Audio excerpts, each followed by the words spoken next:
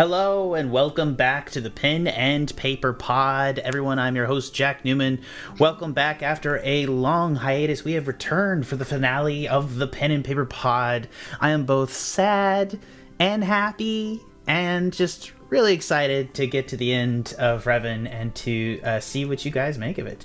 Of course, I'm joined here by my intrepid adventures. Let me just knock the rust off real quick, see if I can go down the list here without embarrassing myself too bad. I've forgotten everybody's adjectives. I've made to come up with new ones, redecided, thought I'd go with the classic. I had it back and forth with myself about the whole process, but we all are settled on this. We are joined here today by Sykes, the Eldritch Warlock, played by Tanner. Oh. Silver, the Revenant Death Cleric, played by Jesh. Hello. And of course we have Sniff, the fast-drawing turtle gunslinger, played by Justin. Hello. And Savannah, the quick-witted, quick-fingered rogue, played by Ange. I'm doing this from memory, and was about to say Ange was the rogue played by Savannah, which is a weird twist for me. But anyways, how are you doing, Ange? Doing good. And of course, the crotchety life cleric Liv, played by the chaotic Karina. Hello. And last and always not least, we have Alpha, the wolf monk, played by the Max. Oh, God. Perfect. All right, guys, just a quick recap here before we jump right into it. Previously, 6 Outlanders, unbound by death, came to the world of Revon and were charged by a death god to destroy the 4 cardinal beasts. They have successfully killed 3.5. It still counts. Of the cardinal beasts, and have discovered at the root of the problem that an ancient lich by the name of Ash has secretly been using the heart tree at the center of the kingdom to consume the souls of those that worship in his religion.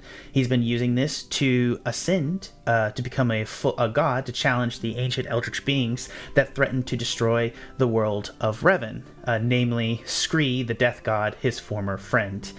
As such, our heroes have destroyed the world tree that was giving him this power, and now he is on a vengeful quest to reclaim from them the heart tree crown so that he can start again. In the meantime, the seals of this world have broken down with the death of the 3 cardinal beasts, and eldritch beings are coming into this world to strike terror into the population, which has flooded southwards towards the only remaining protection in the kingdom, Farrington itself, where the skull of a silver dragon is protecting them as best he can. Our heroes, trying to escape Necropolia, managed to go through a portal to the south, where they were reunited with the recently murdered, dead Savannah and Liv, where they were all reunited into the south. And I'll just pull up the map here real quick. You are currently in the Empire of Corpsica and Corpsica itself, if you can see that right there. You have been brought...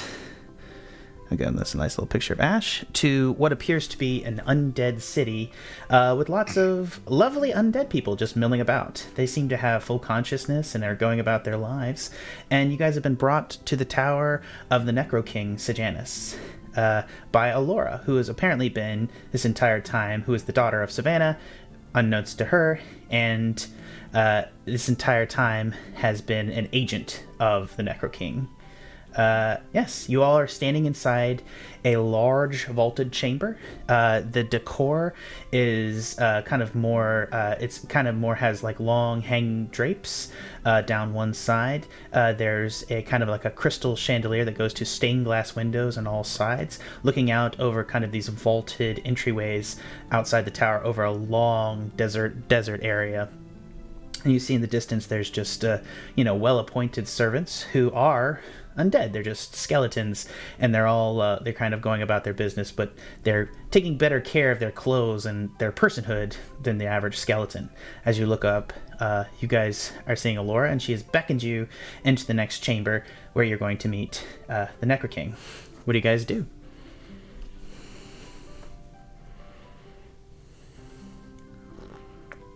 I'm gonna... Oh, sorry. Go ahead. Is the wizard here? Not yet. Got it. I want to just ask one of the people around me if they built this or if this was built before them and they just happened to take residence here. There's servants kind of in the corner that are skeletons. You can talk to the skeletons or you can talk to Alora. I'll talk to the skeletons. Yeah, they're local. Eh? Well, I mean, I don't know. You know, I'm new here. Yes, I'm more concerned, about their, osteoporosis dental plan, if you know what I mean. That's fair. Yeah, no, yeah. I think I don't know. You could probably, you could ask Steve. Steve's kind of the local historian. You want me to go get Steve? Sure. Bring Steve cool. out. Yeah, I'll go to Steve. Yeah, Steve. Hey, Steve! And another skeleton, completely unidentifiable from. I mean, unless you're like, Whoa. Temperance Brennan, you're not going to be able to tell the difference between two sets of bones. You can't personally. Don't act like. I mean, if you want to make a roll to make me, I don't know what is it to be racist towards the undead individuals. Well, Alpha was a wolf, so he had his share of bones. Yeah. That's fair.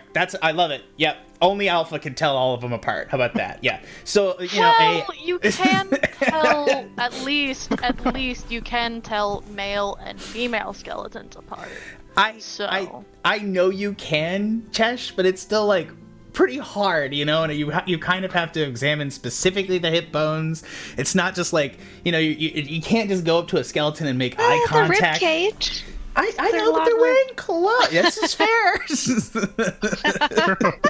Okay, I'll stop. I like this image of like Silver and Liv in the corner, like with a tape measure on the rib cage, just trying to tell the genders of the skeletons.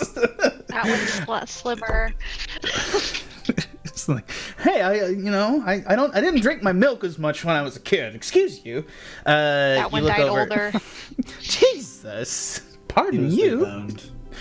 I am big bone. No one believed me until I died. So the other Steve will walk in and he'll be like, Yep. What's up? Somebody needed information about our lovely kingdom. Yeah, I want to know about the architecture here. Who built it? Did you do this yourself, Steve? Yeah, it was. No, I did not. But we've kind of restored it. There's apparently used to be. Hold on. This used to be kind of an early Noveran period city that was destroyed at some point, and we've just sort of, it's kind of fitting with our whole undead aesthetic to just have like a half boned out city. We don't really worry about, we take care of ourselves, but we don't really worry about, getting rained on or cold weather or things like that. So, it's kind of just keeps the living away, if you will. You guys can be pretty annoying sometimes, Really? You don't mind the cold out there? It doesn't chill you to the bone? Oh, ha. Yes. Okay. Well, feeling cold requires nerve endings, which I do not possess. I guess I can technically take cold damage, though. I don't know. That's a arthritis gets worse than the cold. Well, it's true. This is true. But that still requires cartilage, which I also do not have. Just always arthritis. Ugh. Sucks. I guess like at the beginning, Sliver was like, "You'll get done tonight." I was like, "We'll get done tonight," and Sliver's like, "No, Jack, don't be stupid." No, no. I didn't say nothing. I want to go to Alora. I want to go to Alora and just be like, Alora, who is this Necro King? Why are you bringing us here? Jesus, we are at the midst of an apocalypse. Come on. Yeah. Okay. Alora turns around and she's like, "All right, look. So, early Outlanders that came here, kind of gave up on hunting the cardinal beasts, and in the beginning, they brought a bunch of stuff here, and this guy, Sejanus, was actually a vizier of one of the early Longtooth clan kings, And he brought in all this magic, all this cool stuff from outside, taught them about the world outside, and then the church decided to kill all Outlanders. At which point, you know, they tried to assassinate him a bunch of times, and eventually he had to turn into a lich to kind of survive and get on. But he's just been fighting the Heart Tree Church ever since, and, you know, Dogma and Necropolia has been just to kill off all undead skeletons, which, you know, he just did to try to escape being used as, you know, fuel for, you know, the Heart Tree to be on Ash's, the Ashen King's ascendance to godhood. So that was just his whole plan, you know, and it's not really been going well. But you guys have kicked ass, and he would like to meet you. Well, anyone who stands up against the Heart Tree is going to be friendly with us, right? We're all anti-Heart Tree here. Yeah, I think we're all anti also dying in the apocalypse, which is kind of what he wants to talk to you about. I've never met a lich before. Yeah, me either. Oh, cool. Well, here we go. It's not pleasant. You almost have to immediately eat those words, Silver, as you open Oh, he's back. Oh no, he's hot. As you open the chamber doors, and sitting in there in front of like kind of a magical gate is a wizard in purple robes with like a long thing, and he's holding some sort of magical ball seal as he's moving it around in the space. And sitting there on the dais is the I believe, yeah, you can see that he's looking kind of into a crystal ball, and there's like a portal gate behind him, and he's standing there. Yeah, what would you guys like to do? Gawk. Yeah, honestly, take this this moment of beauty. He'll turn to you. Ah, hello. Welcome to Necropolia. Oh, sorry, this is not Necropolia. This is Corpsica. My bad. Slightly distracted. Potato. I've been looking. They're both, you know. I really should have come up with a better name for this city when I moved here, but that's another day's discussion. Well, I assume you must be the Necro King, and you've summoned us, yes? Yes. I wish to discuss what your plans are for the future, and ways in which hopefully we can find a mutual alliance to oppose the Ashen King. Can I open these packages? Well, Did you get packages for your birthday? Okay, yeah, open them. I love how you're not even gonna wait. Oh god. Anyways, Katie got packages in the mail that she knows are for her birthday, and she's just like, she just came in here and she's just like, I'm gonna open them now and you have no choice. Anyways, yeah. So, I would just like to know, you've got 3 cardinal beasts. I have the 4th chained up downstairs. What is your plan? How did you chain the Loop Guru? Isn't he notorious for breaking out of things, especially on full moons? Yes. The infected individual, Mike, is quite helpful. He didn't want to be affected with werewolfism when he became affected with the ability. When he turns into the Loop Guru, we are able to bind him pretty heavily with chains of silver and to weaken him with wolfsbane poison.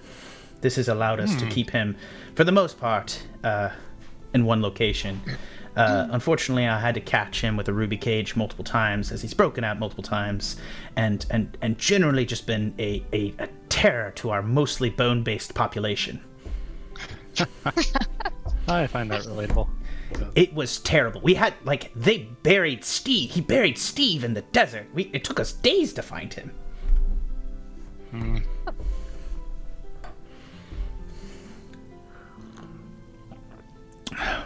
Well, I'm gonna look to our friends. Are we gonna should we spill the whole plan to this guy? I mean, He seems what is pretty your trustworthy. plan? He seems trustworthy. Handsome? Why? This is like What do you want to do?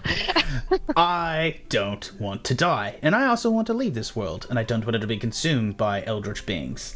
I won't lie. My plan is to figure out a way to pierce the veil to leave this plane. I would like to be able to leave here and to take the majority of the population of Corpsica with me, because I care about them. I can't say I care very much about the rest of Revon. It hasn't done me and my people very much service, if you understand. Oh, that's fair. Is there any room in your plan for the rest of the people of Revon? Like, could we tweak it here and there? Yeah, could we add Take like a few more? small population of If you don't save Of them, independent that- citizens. Oh, hold away on, from hold on. Revon. First off, I can't even save my people currently. And I think this is where, I'm happy to have that discussion with you, but currently I can't pierce the veil. My hope was that if the final Cardinal Beast die, we would be able to open a gate. But I'm concerned that as soon as we, drop that last match and light this candle, it may be a very limited amount of time. And frankly, I'm a little bit terrified of the Ashen King outside of the Heart Tree now. He may seek me and kill me, which, frankly, I think he has a very good ability to do. Join the club on that one, bro. No. Yeah. yeah. I'm surprised the two of you don't get along. You both seem like casual individuals. Easygoing. Don't Did I, we just know each other? did I sacrifice an entire society to reach godhood? I mean, I don't know. I to earn my I lich. don't know your past. You That's don't fair. You've got to do Lich without something in order to sacrificing get there. someone. Yeah. Is it easy to become a lich? Can I do it in the time we have remaining? We all do it. Maybe If we'll we have a better all chance become a of lich, being Ash. Yeah. maybe Oh we my can gosh, win. how do we make this happen? I'm actually. This is very interesting. I like this. I suppose we could use the Book of Vile Darkness, but you'd have to sacrifice a large amount of individuals. Oh, like How many people live in population? Corsica? Well, Yeah. I sacrificed the lives of a lot of the people who live here in Corsica so that they could escape the Heart Tree. I then reanimated them with their souls so they were able to continue on as skeletons, and then used my power to protect them as best I could. There was some form of understanding between us at the time, though they did suffer in the process. I feel bad every day for that. Do they I'll need to look be at willing Silver. participants? Give her. Pardon me? Do they need to be willing participants? No, of course not. Oh, well, then we have all of Revon to work with. Oh boy. I'll just I'm be- locking eyes with Silver. Kind of like a. They come back. We can bring him back. We get more chances to fix what we've done. I mean, everyone dies, or everyone dies maybe once and then comes back. You are just yourself, if I'm not mistaken, a revenant, are you not? It depends who you ask. I'm asking Silver. More specifically, I am incapable of dying properly. Damn. Like, more so than an Outlander? More so than an Outlander. Damn. That's Um, rough. Can an Eldritch Bane kill you? Let's just say little Barovia was all too familiar to me. He, nods his head in understanding. Where I'm from, I haven't seen a lich, and it seems like these guys haven't either. Can we just take you anywhere? Will people be shocked by your appearance? Well, I would be Your shocked by people? my appearance, and I don't know that you all would be able to identify the fact if I lich if I hadn't told you. I was trying to be upfront, and obviously the majority of my, coterie is undead, so you're gonna ask questions most likely. But I mean, isn't that like building up a house? Like you can always start again. You just gotta keep slowly building it up over time. So couldn't you just leave this behind and go help out a small town in the east that's really got a lot of chip on its shoulder? You're talking about Farrington. Of course, yeah. Oh, so you've heard of it. Oh, so Yeah. yeah, Great hey, town. Yeah. Great. we're doing Well, great, guys. Yeah. I can understand that. I understand the safety you're there, but I guess this is where it is. I want to trust you all, and, on your journeys, you guys have had somewhat of an erratic track record. And so my question bears here. You understand me. You understand the process. I don't have a plan to get my people out of here. I don't. I've tried. I've failed. Ash is here now, and frankly, this is as bad as the situation can get, and I'm not willing really to part with the final beast if it's going to keep us at least alive here a little bit longer. But I'm willing to help you if you all have a plan, and that's why I want to know. What is your plan? We never really have a plan. We just kind of do and hope for the best. Right. Yeah. Right now, our inkling is to get the two of Ash and Scree, the Death God, together, have a confrontation, or, in our best interest, a negotiation. We have learned that they were once companions. Although Scree seemed to have abandoned it far faster than Ash. Hmm.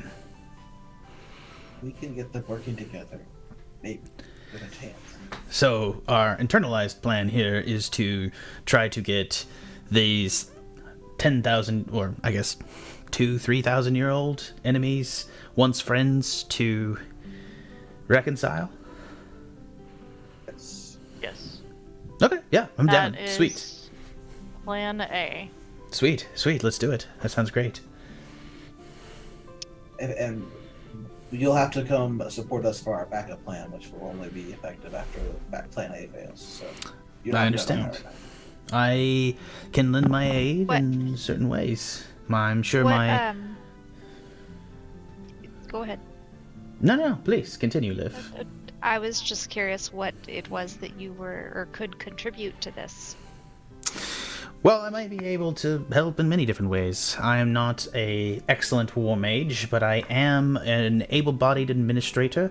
I have great powers that I can bring to bear in creating protections against the other undead and other fiends. I might be able to strengthen Farrington, as well as also provide a possibility that once we kill... I'm hopeful that once we end the last werewolf, we can create a gate, possibly in Farrington, to a planar shift gate to another dimension and allow the refugees to escape through it to somewhere more safe. Oh, Would Farrington be able to go, or just the people? If they're willing to play ball with my undead friends, I think I can make that happen, yes. Like the buildings? Oh, teleporting the entire city itself. Possibly, but it would require... There's a series of events here. There's two problems. We can do that, but the spell will take a large amount of time to trigger. And to do it, to even begin the spell, we would have to kill the last cardinal beast. So we would have to stage a holding action, essentially. Okay. In that time Plan- period... Plan C. In that time period, I would be focused on the spell and essentially useless to you. Although my attendants would be able to help you. Plan C. So you said you're useless. All right, everybody's going. Tanner, and then sorry. If you're sorry. If you're protecting Farrington like that, friend, you're not useless. That's it. Like I said, my friends, I want to make this also clear. I'm not sure once the veil comes down that I will be able to get us out of there. I'm going to try my best. I'm happy to include them if you are willing to lend your strength of arms to protecting my people, and you can make this happen. We also don't know that the shield that's currently around Farrington will hold after we kill the last beast. Agreed, but I can also help in some small measure if I am able to understand the shield that is currently there. And then its nature. And I would need to speak with whoever's currently casting that spell. Okay. Mr. King, have you ever been to the town of Blackwater? The old town at Blackwater, correct? The one that's no longer there? Yeah. It's no longer there. I can't say that I Not have. due to us. Oh, okay. That's correct. There was a pyramid that was sealed recently that had a gate to another world. I don't know if you're just looking for a way to part the veil. It's dangerous, but it does exist. I would not choose to use the layer of Cthulhu. I think that's going to introduce more issues than it would be worth. It wasn't that bad the first time. Yeah. Totally manageable. Yeah. Completely understand. I mean, he's just a chump, Eldritch God and all that. Look into his eyes, go insane. Totally fine. Totally fine. As long as you have a really good rogue, you'll be fine. Sorry. I'm so sorry, Savannah. Good thing we do. Yeah, I know you did. You actually really solved and clutched that. That was really good. Sorry, Savannah, you're not hurt by that. I was teasing. I'm so sorry. Are you hurt? Okay, I'm sorry. Is your mic okay?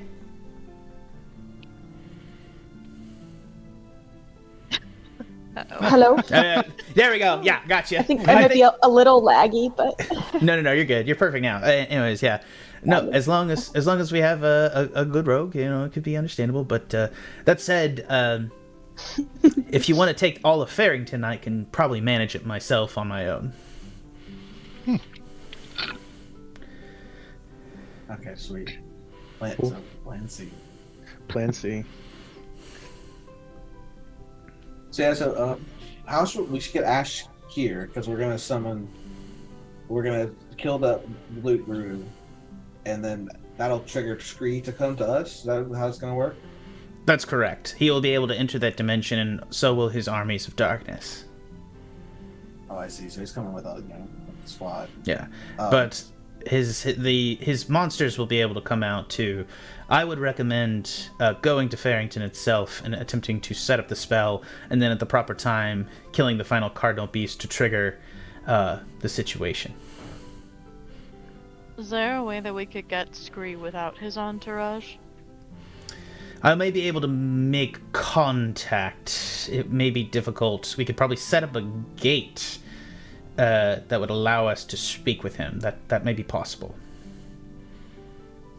Oh yeah, that would be perfect. Then we could time them two together and then have them see each other at the same time. Have like a sweet conversation. Yeah, no. Have the. Well, then we can hold hostage both the loot brew, which is what Scree wants, and Ash wants to, hopefully see his friend again. We also have a tool in our kit that he doesn't know about either. Yes, the tool. He has a daughter. Oh shit. Maury. No, just, but it's hard to tell. I've heard legend tell of their initial falling out. Supposedly, the Death God lost all sense of self and became nihilistic to the existence of this universe, and that's why he proceeded. Perhaps if you could reignite his reason for living, there may be a way. But personally, I had never thought to interact with the God of Death.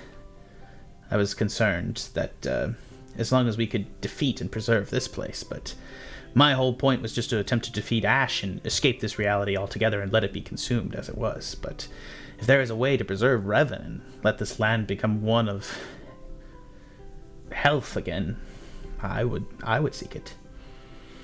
I don't think there's any version of that reality that can happen without the help of Scree.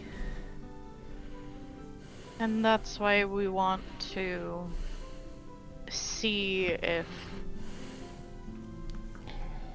their friendship can be rekindled. I see no reason as to why we cannot have all of these attempts at one. As your friend the Turtle said, plans A, B, and C. There's also A and a half where just Ash and Scree fight each other and we get to watch. That'd be really epic, and hopefully the Pen and Paper Pod has the budget to animate that, but I doubt it. No, I'm just kidding. Sorry. Only if it happens, then we'll make the budget. Yeah, let's get cool. With stick figures. It's gonna be like a flash animation. Yeah, it'd be great. All right. If you're willing, it'll take me perhaps a day or so to get my people organized. I can send you back through a gate to Farrington to prepare them there, and we can follow after and try to hash out the existing details. That sounds Good fine. with me. Sounds good. To Farrington. Absolutely. He snaps his Proceed to fingers, walk. and you walk away. As you do so, he snaps his fingers, and the gate symbols behind him light up, and a portal to Farrington appears. That is much faster. I turn around. Let's go. That's very convenient. Absolutely, absolutely. There are reasons to be friends with a lich, I promise you, or at least, you know, a somewhat reformed lich. So, please, help me with my people. Where can you and make gates to? Probably anywhere in Revon. So, can you make a gate vertically, or could you lay one horizontally? I suppose I could do either. This is a vertical gate, yes. He points at it. Make a gate under me to Farrington, but so I don't fall too far. Why? I want to see if I'll just drop down. No. This is like a lot of effort for your experiment here. I'm not doing this. This is a perfectly good Just gate. saying, It's a perfectly gonna- good gate. And then if we we're make a gonna gate be above. losing this fight with Ash, we might just want to send him into the army of the Eldritch gods and have him consume him Ooh. as a trapdoor. Valid process. The only issue is that, as I said, it has to be within the concept of Revon. But I suppose we could make a gate once we've killed the Loop Guru. Yeah, they're swarming around Barrington, so if we just teleport him outside, he'll be consumed. The problem here is that he can probably also most likely teleport himself. Not if he's not conscious. Yeah. Oh, yes, I see what you're saying. Yes. Or well, counterspell. Yeah. I feel like there are means to hold him still for his fall. All right. Yes, a Hades at the end of Disney's Hercules situation. I love it. Yes. Worst case Or- scenario, I can All always these grapple him references from a and crazy sacrifice world. myself. Or Imhotep at the end of the Scorpion King 2. Lesser known, but perfect. Yes. I'm sorry. All right, I dive into the portal on the ground under altitude I speed. didn't make it, but sure. As yeah. I walk through the Wait, portal, is it there or not? Yeah. as I you walk through guys. the portal, I say, "Oh, Plan D, we all become liches." I like that plan. It's like a. I'm definitely gonna check out this man's ass as we enter the portal. Oh, it's. Jealous of Wizard- for doing that. Damn it. Wizard's got cake. You can tell he's got cake through the robe. You know, it's cake. He's caked up. Really? He's got all 'Cause that- I would think that wizards got no ass. This one does. I don't know. Too I'm many sorry. robes, not enough ass. Silver. Just the observation you should take away from this is that anybody in a Jack Newman campaign is probably going to be caked up. Okay, everybody in Revon is caked. Okay, it's just an assumption moving forward. This whole city has been a Hey, terrible thing. Understood. I just learned that term today. I'm not old. Anyways, yeah, you all proceed back to Revon. Jack Sorry, likes 'em to thick. Confirmed. yes, not shocking. You guys arrive back on the outskirts of Farrington. Typically, you guys appear in the office, but in this case, you arrive back just outside the town perimeter, which has guards up. You see that there is a kind of a large wall that's been erected, kind of at the edges of the protection, and the palisade runs completely encircling it. And right up to the outside of the palisade, there are just hundreds and hundreds of tents. The edge of the forest has been cut back and burned away from the wall, and you see on the edges of the forest there's monsters and creatures running out there, kind of in the outskirts. And yeah, there's well over 2,000 refugees that have just flooded this town.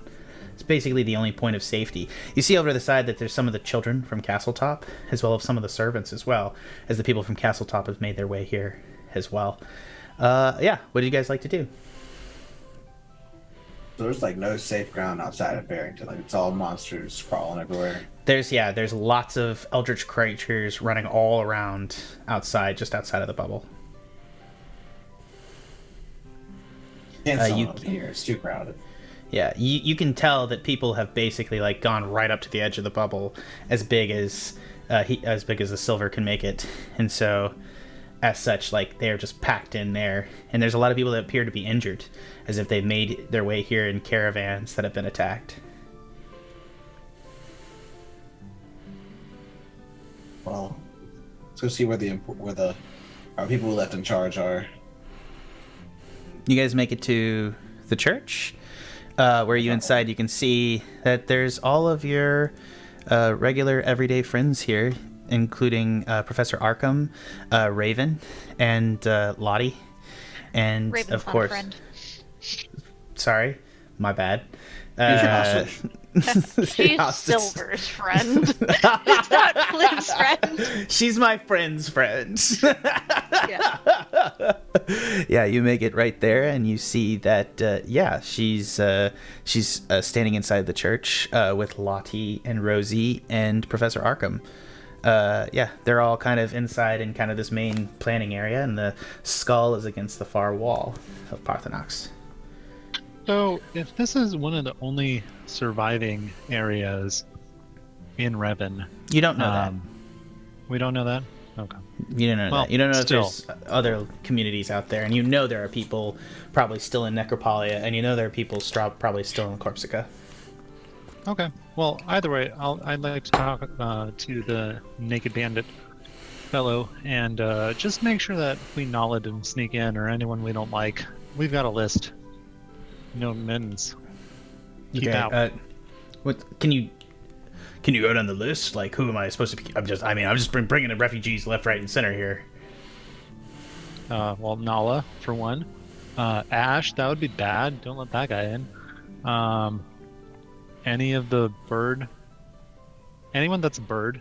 Let's just make it general. Yes, No birds. Yes. Didn't you say those boys could teleport? Like those bird people could teleport? Yeah, well, it's your job to keep them out. Well, buddy, I don't know what the fuck you want me to say here. Like, it's a refugee crisis. Nala could be here already. Okay, well. Yeah. I Can't just let anyone in. Yes, we did, because they were going to get killed. They were in wagons. There's thousands of them out there right now, and I really didn't set up this town with a level of administration that was able to do that. I set it up as a drug operation. Do you think the confines of a drug empire is going to transfer to really good, I don't know, FEMA services? No, of course not. To be fair, drug operations are usually more organized than regular organizations. That's probably actually completely accurate. I feel like we've done a pretty good job, just situation in hand. But like, All right, well, now that we're talking, you really needed to tell me up front that security was a really high priority, right? Like, Do you this is really remember? your bad. Do you remember any Leonins? Just going off of memory. yeah. Yes, there was at least 2. 2. Do you happen Yes. to know where they reside? I think they're in the outskirts of the village area. All right, let's address this real quick. I don't know if we need to do that. They're on the outskirts. They're on the outskirts. Let's continue. They're near the wall on one side of there. So that's what he said. They can be close to Perfect. the wall. Already against a wall. Okay. I went back to Sykes and his plan. I'm like knocking on the door, like, all right, guys, we're gonna have a really fun. Oh shit, where we go? And then I'll meander back. Yep. All right. Where we going? Yeah, Winifred's gonna say, all right, what's the plan? So, do you guys got an escape route, and then we're all gonna get horses and leave by the eastern gate in the middle of the night and get away from these eldritch horrors and leave all these people as a tasty treat that can be consumed by them? Is that the plan? No, Or do you First have question. Nothing so optimistic. Oh, How's the gold? we have Is it plenty safe? of it, and Okay, not a great way to spend it. We'll figure that out. Just as long as the gold is safe. Yeah, shitloads of gold. Yeah, we got plenty of that. Perfect. If I could eat gold, I would love it. But Hard to trust what you say though. You might have let down the queen. Yeah. All right. So we gotta do this guy against the wall, right? Pardon me? We're going to see this. We're going to see this guy on the outskirts of town, right? Oh yeah, if you guys want to, yeah. So you can go Just out. real You quick. can go out and find kind of, if you just ask for directions from some of them, they'll point you to where the Leonins are in the cart. And as you approach, you see that there are 2 in the back of the cart. There is a Leonin woman and there is a heavily injured Leonin male. Do we Do we- recognize yeah. them? Sort of. You don't recognize them. Actually, Sniff, give me a perception check. Perception check. That's a 7. Yeah, that's Nat actually one. that's Yeah, also a nat terrible. 1. Wow, that's Yeah. pretty crazy.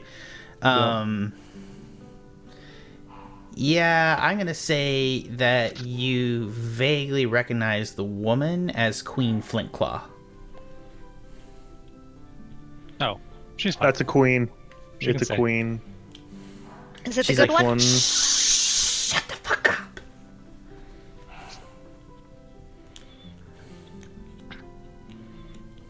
You come to my village and tell me to shut the fuck up? Technically, we granted you the village. We will blow her cover. It is So it's best we stay mine. quiet. Technically, you're renting, and I'm your landlord. How about that? Oh, where's your castle at? As you look down, you see that the injured Leonin in the back of the cart is King Athos, the ruling monarch of the Kingdom of the Heart Tree, and it appears that Oh, they fled at hey. some point. What's up, buddy? How you doing? You happen to have seen your ex-wife on the way out? No, but we saw a six-headed monster that attacked me, and yep, it's looking Do more and have more those? like this is where I die. All of my pride is nearly dead. All killed, trying to get us out of Necropolia, away from the refugees and everything else, and this was the last safe place to go. My Oh, kingdom so is gone, and I have failed everyone. Okay, if we listen to every sad story coming in here, we'll be here all day. This is another refugee. So Necropolia is destroyed too. It's still in the process of being destroyed. We fled early, trying to create a base of operations, but as we went out to the countryside, we were assailed continuously by eldritch monsters and had to continuously flee until we were all that was left of our guard. Do you know if any other villages remain? Any word? I'm sure the blasted Corpsicans are left. I'm sure the sailors on the outskirts in the Blackwater will probably be fine, as long as they stay to their ships and away from the shore. I'm sure that people will continue to be able to survive in the ruins and sewers of Necropolia and other areas. It's simply a hunt now, hunting us all down. Do you happen to come across a... She used to be a priestess of the Heart Tree. Did you happen to come across her? Or one like her? Sister Figment. I do not know what happened to her, but I know that she came with the main body of the refugees south. She may still be out on the road now, seeking to come here. Very well.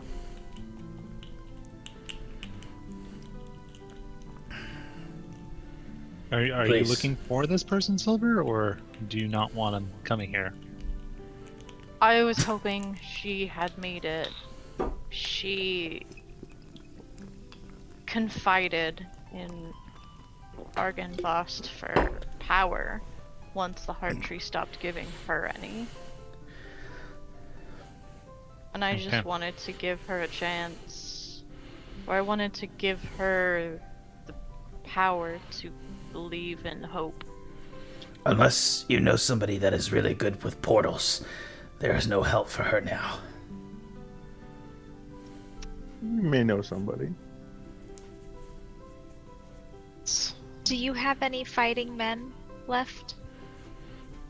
There may be a way for me to summon them. Technically, everyone here owes their allegiance to me. I might be able to rouse some, but not of my Hearthware art other than Lady Flintclaw. I'm gonna cast Cure Wounds on him. It's also And- better that you don't demand things from people who have nothing left. And They will give their perhaps- lives or they won't. Perhaps with you by our side, you can rummage up a few morsels to help as we go on this journey. Thank you. He sits up a little bit easier. Magic is in short supply. Be careful. You must guard yourselves and save what you have. But I will do my best to help in any way that I can. As there is no way out for us now. I suppose we will all die here. You have any able bodies, send them our way. Again, I might be able to get support from Necropolia, but there is no way to get help from there.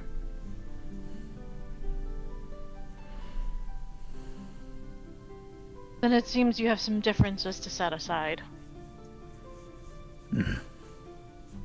He grunts, just like one single grunt.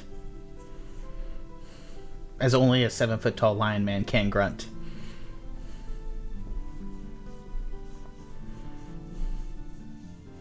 You will put this aside or we will all die. And that What am is I putting the aside? true fact of it. I have no issue. You wished me to abdicate my throne to stay here, then yes, I shall. With the Corpsicans. With the Corpsicans. Are they not leading this charge? Are they not destroying our society? Are these eldritch monsters not their doing? They're not. No. Nope. Why would they be? They It's out of their wheelhouse. They're pretty They nice, want to actually. end this eldritch invasion just as much as you do. Make a... Oh, people have been typing in chat. Ban the Heart Tree folk. Jesus, Alpha.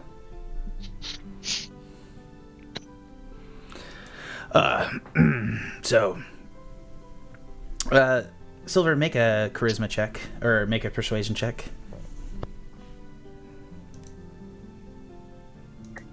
Why me, dog?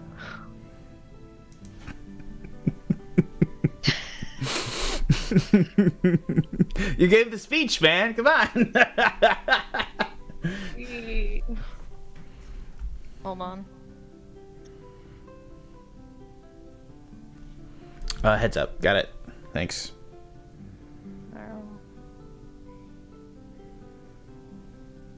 Ah, there we are. Perfect. Sorry, I pressed the take a long rest button, but it didn't do the long rest stuff. Mm-hmm. Alright. D&D Beyond is extremely inconsistent. Yo, that's a Hey. nat 20! Yo! Yo! Oh my god! What the fuck? In-game bullshit. Yeah, he's like, yeah, okay, yeah, sure, 100%. Yeah, I'll work with some skeletons. You say they didn't kill me, you bring them here, as long as they don't try to hurt me, fuck it.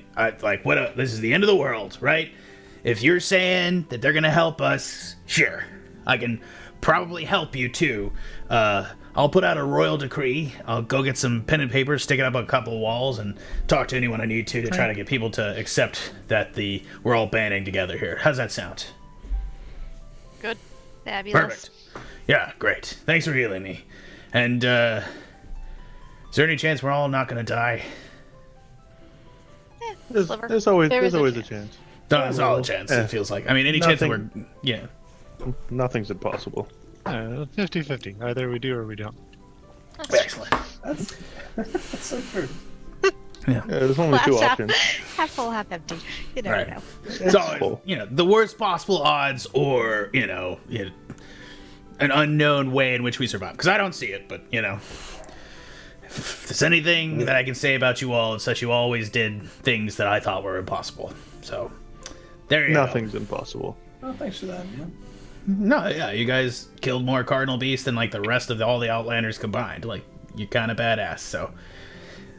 If you can't find a way out of this, I can't see it, but that doesn't mean you can't. I'll do what I can. Right. He turns away and he starts barking at people walking away, being kingly. Same guy that was just about said he was about to die. I'm dying. Oh, that could make more.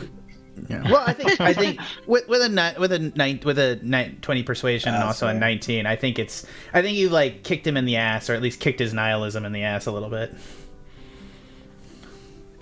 Before we to our leave, town.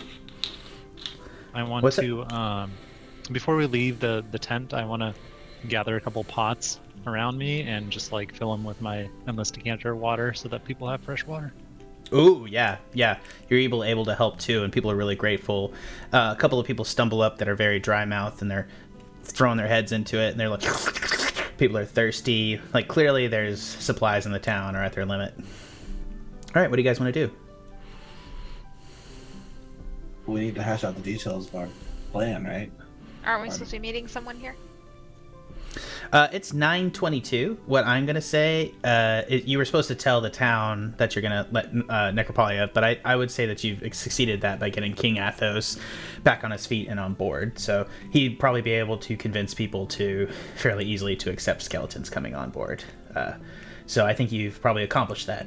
I would say what I would say next is if Ash was to come to this town, he would come to this map here, as you guys can see. It's a very big map.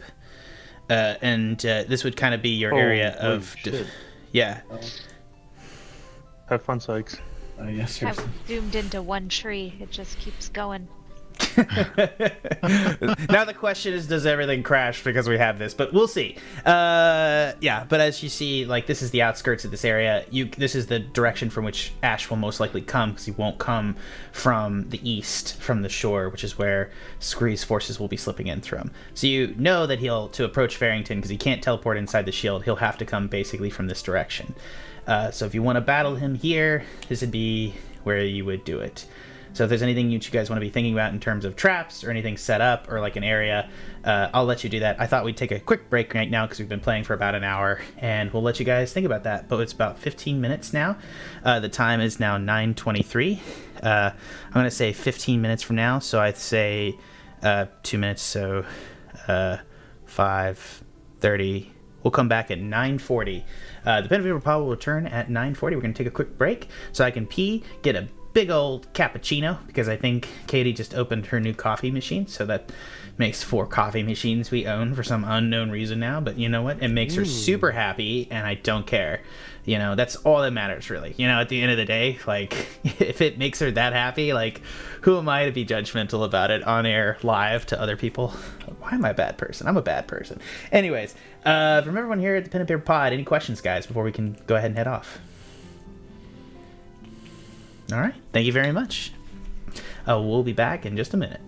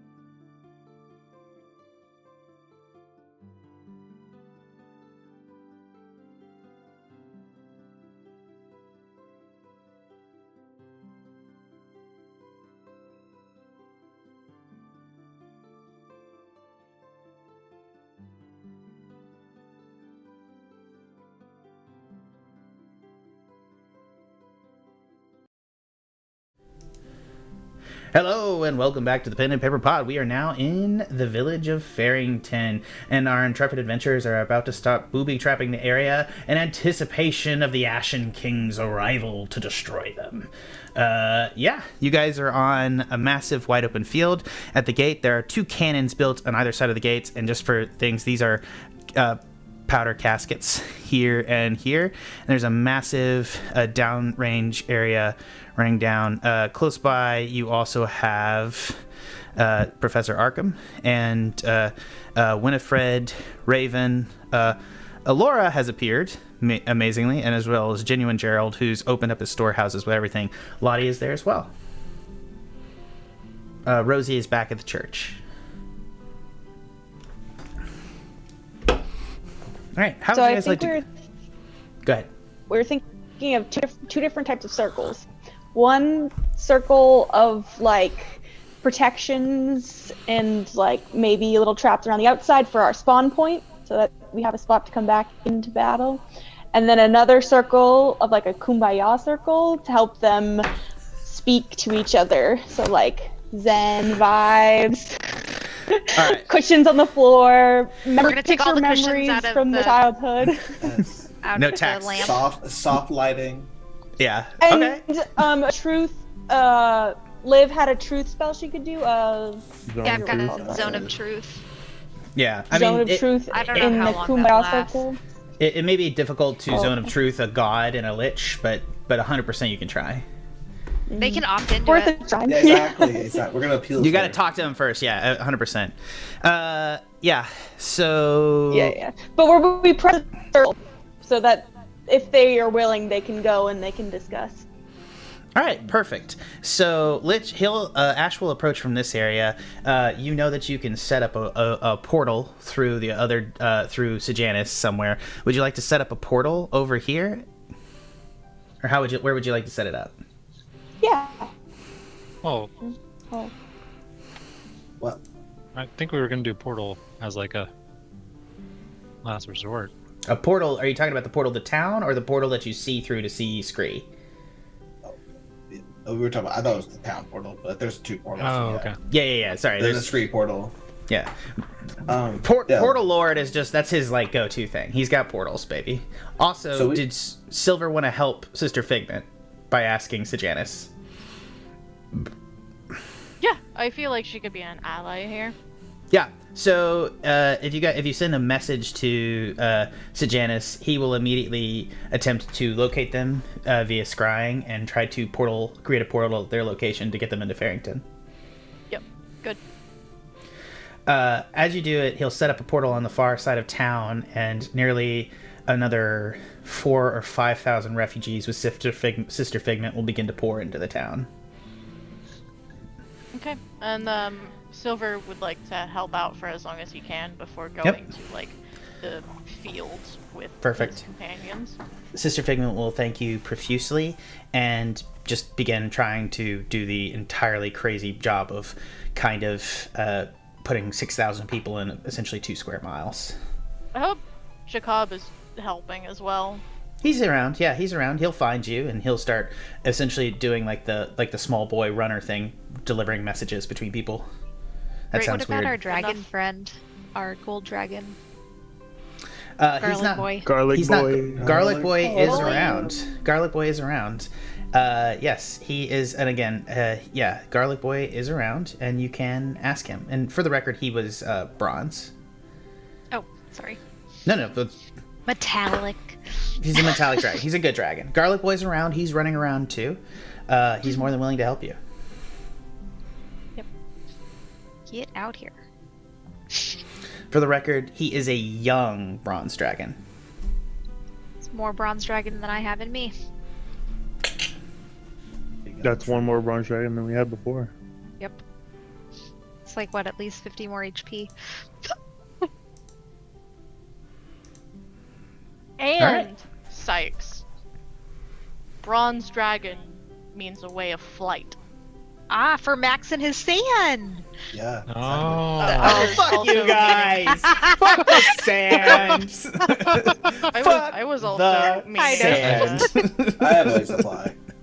Okay. Thanks. It is, big old Eldritch No, Blast. please, Liv. I absolutely insist that Max I gets also have- well, Alpha gets it. I swear to God, one of you is gonna die because of the stupid sand. It's not gonna be my fault. So Garlic Boy's coming with us then, because Max has got to be able to take place. No, yeah, Garlic Boy is there. There's a humanitarian crisis. He's a bronze dragon. As you know, Garlic Boy's a good person, and he's down. You guys got him. This is gonna be a tough fight. You have everything. You have access to it. Like Arkham set up 2 cannons at the perimeter to use. Lottie will throw out some healing spells.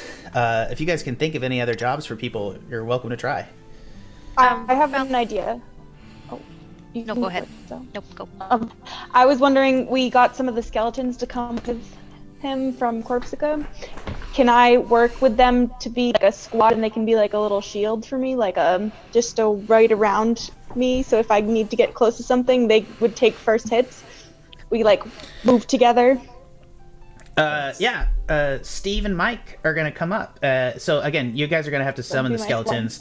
But yeah, you can definitely get a squad of skeletons. Let me go ahead and put that together. Give me 2 seconds. I had not thought some of this through, so we're gonna have to, as you guys make good suggestions, which I love this, but it's gonna take me 2 seconds to get stuff wrangled for it. And I may just use a blank token for them. No, I have skeletons. Of course I have skeletons. There's no way that Jack Newman doesn't have a random skeleton here. Come on. In his closet, maybe, but not on the board. Ha ha ha ha. All right. Just saying, because I have slow fall, I can fall from at least 80, if not 90 or more feet, and not take any damage. So this dragon idea is looking better and better. You like this? Garlic Boy, yeah, coming in clutch. Okay. I got skeletons. You're going to get a squad of Praetorians. So there'll be a squad of 6 skeletons that will surround you and bodily try to save you. They'll also suggest that Alora come with you as well. So Alora has the Book of Vile Darkness and has assumably read. She gave it to some of Sejanus. She gave it to Sejanus, who is more than willing to share it with you. Is he willing to cast any of the spells on the ground in order to keep it, like, to set up a trap?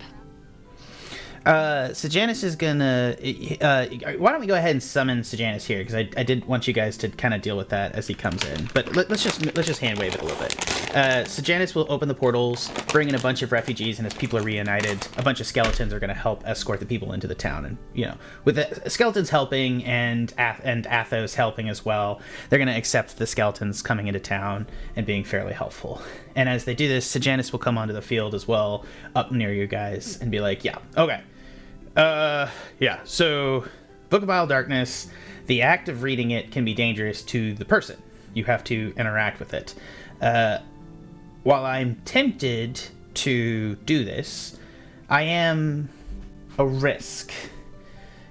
Politely, this is a little bit of a one-ring situation, I can Gandalf this shit, but also I could be your worst enemy if I do read from the Book of Vile Darkness. Do you understand? Mm-hmm. I'm willing to give it to one of you if you would like to try, because unfortunately without me you don't have your plan C. Is it something that you feel like I could read in the entirety of what we're sitting here, or I could get a couple of good nuggets of knowledge I out think of you there? could definitely get a spell out of it.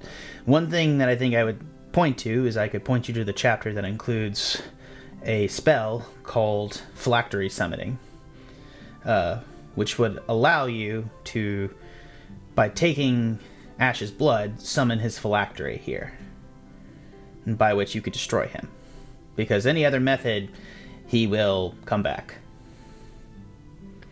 What is a we need his phylactery? blood for this. You read Harry Potter? Alpha You re- is perfect. You read Harry Potter, right? Yeah, I just don't remember that word. Horcrux. It's a Horcrux. Got it. So he Okay. can't die. He cannot die physically on the field. So literally, you can kill him now. He's still alive. He just comes back in 7 days to his phylactery. Well, I don't know if that's a problem. The world's not going to be around in 7 days. It's true. It's accurate. But it could be a good bargaining chip. if we did have it, might force him to cooperate. On the flip side, it could I feel also force Ash him isn't- to, or it could make him go into a blind rage and kill us all. Who Do we knows? feel like Ash is gonna be the more difficult one? I feel like Scree is gonna be the more difficult They're one. He's both the one dicks. who's estranged. Yeah. But Ash kind of wanted to save Revon in the In first his own way. place. Yeah, but in a way at least. I guess we'll take it. So, yeah. I'll say this. You can't really fight Scree. I think Sejanus will step up here and be like, by releasing the Eldritch Forces, you either have to put in some form of new protection. And since, heart trees ironically don't grow on trees, the only way out would be for us to teleport. So, and the reason we need to kill Ash and teleport away, unless you have some means of summoning a new heart tree to create protection for this land.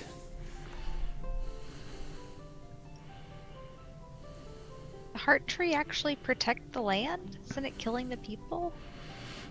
That was because it was polluted by Ash to do so, the original one.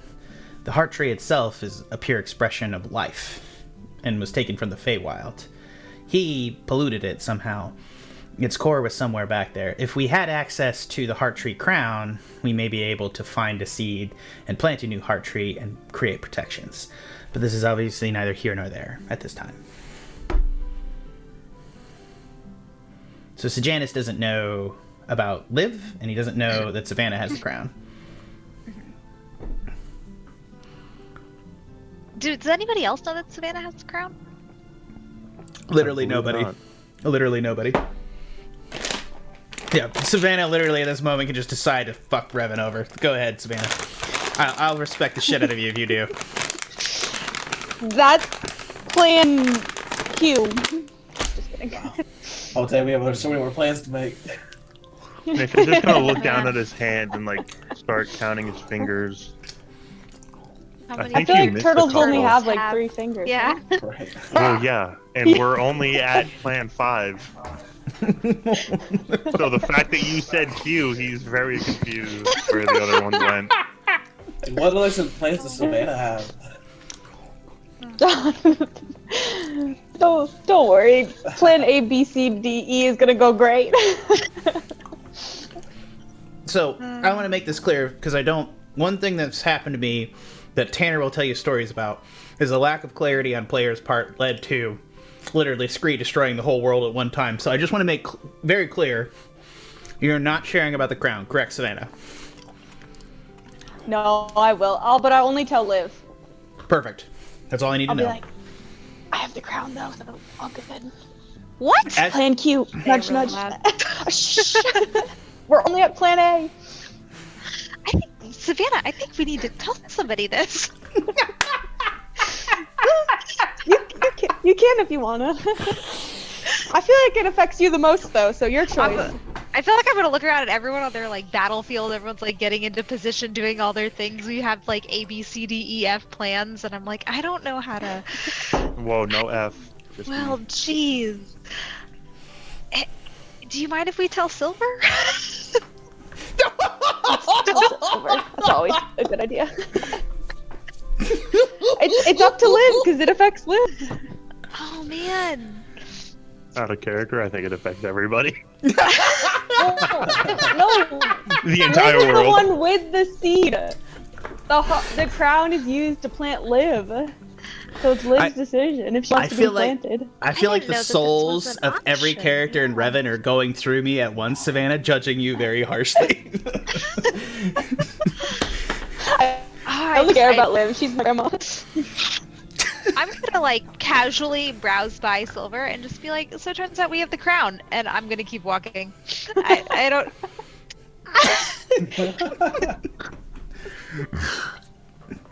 I think he'll like stop whatever he was reading and then just like turn, put it down, and like follow after Liv. Like, no, you can't just. Yeah. So it turns out there's This a isn't a crown. casual drop, Liv. I don't know what to do with this information. I feel like we've prepared for all of our things, and I don't want to stop the momentum that we have. But we have another option. We have two, then. How... If I can... You were there with me when I removed the seed of the heart tree from Sniff. Could we do that with yours? It would hurt like hell. I'm willing to let that try. I don't know how successful it's going to be. I'm gonna be honest with you, Silver. I don't know how old you are. I'm an ancient and a half. And I don't know that this expiration date is still gonna be hanging in there if that's not in. What would you like to do? Wow, that's cool. This could kill you. Well, in all of these shenanigans, I'll be honest, none of these outcomes sound any bit interesting to me. We save Revon, we destroy Revon. Either way, we die or we're stuck in Revon. It's not good options. So I think that I'm feeling a calling in this instance. I think that I would be okay to give that a go. And if I survive it, I do. And if I don't, then it's for the betterment of the world. And the something inside me just feels like that's the right thing to do.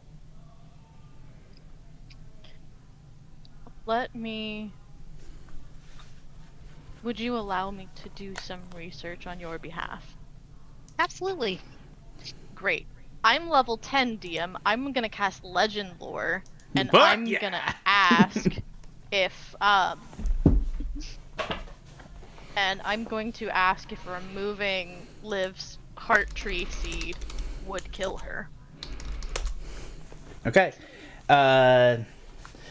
I'm just checking legend lore real quick. I think the answer is going to be yes. Yeah, I'm trying to. It gives you a brief summary of the significant lore about the thing you named. Yeah, And I'm assuming you named the seed itself, correct? correct. Specifically, Liv's. Okay.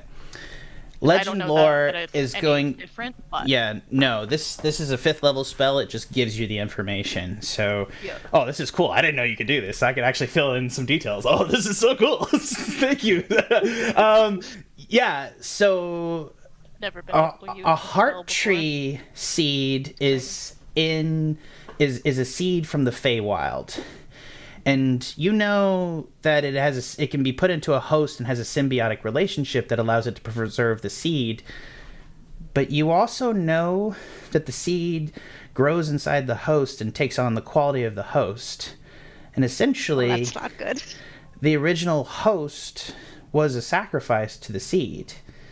You know that if Liv has the seed inside herself, then whoever Liv originally was, the little girl that the seed was put inside of, Super dead. the seed took on the characteristics of Liv. Liv herself is the seed. That's not good. You don't want Liv ruling anything. That is a problem. But it's also That is kind a of world I would explains. gladly live in. It's also kind of explains kind of a lot of like Liv as you sit here, Silver, and I don't know if you're going to share. It explains a lot about Liv. Like she has clerical powers that have no godlike source. She's essentially pulling the cleric from the energy of the seed itself, and she is confused about what she is herself. It's when she took the seed into herself, she became this representation, and as the seed consumed the mind of the child, it took in the mind and represented herself in that way, and thus grew the shape of Liv. And you recognize that Liv is essentially like a world tree seed, and it's who she is that she is this person that's grown up, and that's why she's so old. It's her own representation of the mind of the original girl that's held her back in this position, but it's also who she is. Okay. Does it make any difference that I feel like Liv is turning over a new leaf, not to if there are too many puns out, with knowing that the seed is in there or remembering. Like, Everybody in the party gets advantage just for that. So it's not just like advantage for her that was a genuine nose snort beer. I feel it tingling in my nose. Perfect, Liv. A new leaf? Perfect. Oh god, Jesus. I want a shirt. Yeah, with that, I think Silver, after 20 minutes, because he did this ritually, after he approaches her, he'll kind of explain most of it. He doesn't want to tell her that basically the moment she consumed the seed, she died. He doesn't want to tell her that. But he does say, after I did cast the spell for this knowledge, it is impossible to remove the seed from you. You are one and the same. And if this is what you wish to do, if everything goes sideways, I'm not going to stop you. let's keep it in our back pocket, and I will say that I do feel this pulling towards having a world. I've felt lost for a very long time, and the opportunity is maybe here in which I could maybe really be myself. And it's just an option. I understand. I won't tell anyone. I think for the record, Savannah would want to give Liv the crown as well, so that Liv and the crown are together. If this plan, just in case, if something happens to Savannah, and then it's like, oh, there goes the crown. That was a great idea, guys. But now Liv and the crown can be together. Okay. Do you take the crown? As you touch the crown. Oh no. GG. So, like, as I'm reaching for it, energy. You said you stashed it. You touched it. Yeah, I did. So as you touch the crown, you flash back to your memories, but they're not your memories, or most of them are, and some of them aren't.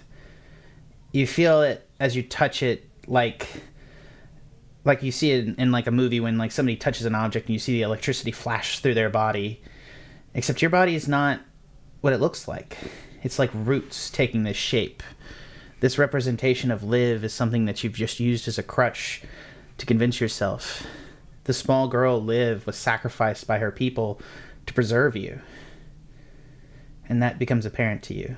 That this Liv that you've lived, this life that you've lived, is a representation of a little girl who gave her life not really understanding.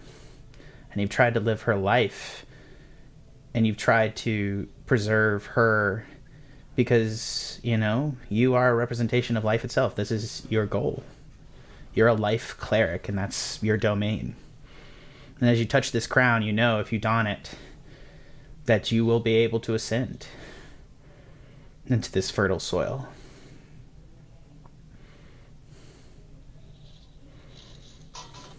Have a moment with the crown, but I'm not putting it on. Not yet. It's cool fan art. Yeah. All right. What do you guys want to do? Okay. I think we should set up some spawn points. And I think we should set up 3 of them. I think we set up one all the way back here. That I'll probably attempt that one. But then we set up like one really close here in the battle, in the middle where they're gonna talk. Give me a blue circle for the spawn points. And you can draw it, right, Sykes, or do you want me to? I just don't want to miss where you put it. Here, I can create this. Yeah, I can create it. Yeah. Perfect. And then if the low calming safe space is going to be right about here, in the middle of you. Perfect. The calming safe space. Got it. Where all the pillows go. Yes. I Just a bunch imagine of that random we're just cushions in the middle of the field. I just Genuine- imagine that we're taking all of the furnishing from the gourd and just like putting it on like we have straight some up. like big Arabian carpet, Yeah. some like Yeah. pillows and No, that's the vibe. I love it. oh We god in the definitely do middle. Genuine Gerald is gonna bring you a shitload of Tempur-Pedic pillows. He's just gonna like water beds and Tempur-Pedic pillows. He's like, yeah, dude, I'm a merchant. This is like my only way to attribute to the apocalypse. Let's go. Do you have any conch shells, Mr. General and Gerald? We need a Conch? talking conch. Like a conch? Oh, like Yeah, a, like the animal, like a shell that you conch? like. yeah, yeah, like a, the one you can hear the listen ocean to in? the. Yeah, oh, 100%. Yeah, I got a shitload of those. Yeah, yeah. Like, how many conch shells do you need? And make a We only necklace need of one conch. because it's Yeah. the We need one talking. big one. Talking conch, gotcha. I'll One get big you. one, I'll get yeah. you. Really cool. And he comes out with like this highly polished conch shell that's like the size of your head. Ooh. You can really hear the Perfect. ocean. Well, Gerald, do you happen to have a dragon harness lying around back there? I'm sure I could get a leather worker and I can make something out of some regular tack. Okay, All right, yeah. that's good enough. He'll go and work with Garlic Boy, and they'll make a harness for him, so you can have advantage. nice. That was good, Max. The sand play will work. Yeah. Drop it. At least one. Drop Deliver. it. Deliver the package. Okay. So got our setup going. And now we need to get Ash to not attack us immediately. And we need to get Scree right there with within the truth space. And then that's when we're all together and we say, actually it's an intervention. We're here So- because we love you. Yeah. So Janice will come up. Winifred will tie a white flag around a stick and be like, I mean, I don't know any other way to get his attention, but he'll pass you the white flag on the stick. And Winifred will be like, so you want me to set up a portal? And the timing here is important. You don't want to kill him. You just want to be able to talk to Scree first, correct? Yep. Well, we want to talk to Ash? Scree first, or can we talk to them both at the same So sorry. time? Yeah. There's too many names. My bad. I'm talking No about worries. killing the final cardinal beast. I have a guillotine Oh. set up for him. Sorry, Mike. But he's cool with it. You can go talk to Mike if you want to. He really is cool with it. He's eaten a lot of people. Let's not get into it. Anyways, Feel no remorse. I hate almost all werewolves. God damn. He looks at Alpha. Jesus, mate. That's why I said almost. Almost right, but you specified. So I'll set up a portal here. I'll charge it, and then I'm going to be inside the town. I'll charge it from here, so I'll create up a looking glass. It'll create a portal out into deep space past the gates. It won't be able to be passed through, but it should be able to create a scry, which will be able to do that. And hopefully the dark forces will see it, recognize a view in, and Scree will come there too if he's summoned. Hopefully if Ash is there, he'll come to the gate. Does that make sense? Yes. Okay. So, Jack, are we is the end about to begin? Yes. Okay. Silver has one thing that he wants to do, and it's And everybody else- very simple. Everybody else should be thinking about this too. Go ahead. He's gonna approach Lottie and he's gonna say, somebody important told me to do things before I regret not doing them. And straight up drawing pillows. Silver is gonna straight up just give Lottie just the most passionate kiss that he can before following his companions on the field.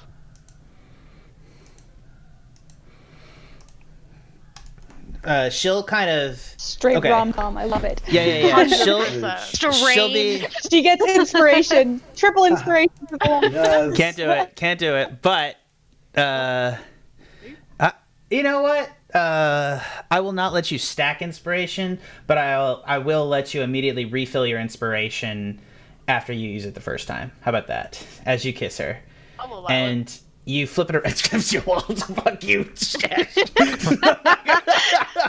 No, you flip around, you turn around, and you throw it back, and you hear, and you just can straight up dumbfound her as she pushed back. She's just sitting there looking up like dazed, and she's like, God damn boy wants to make me.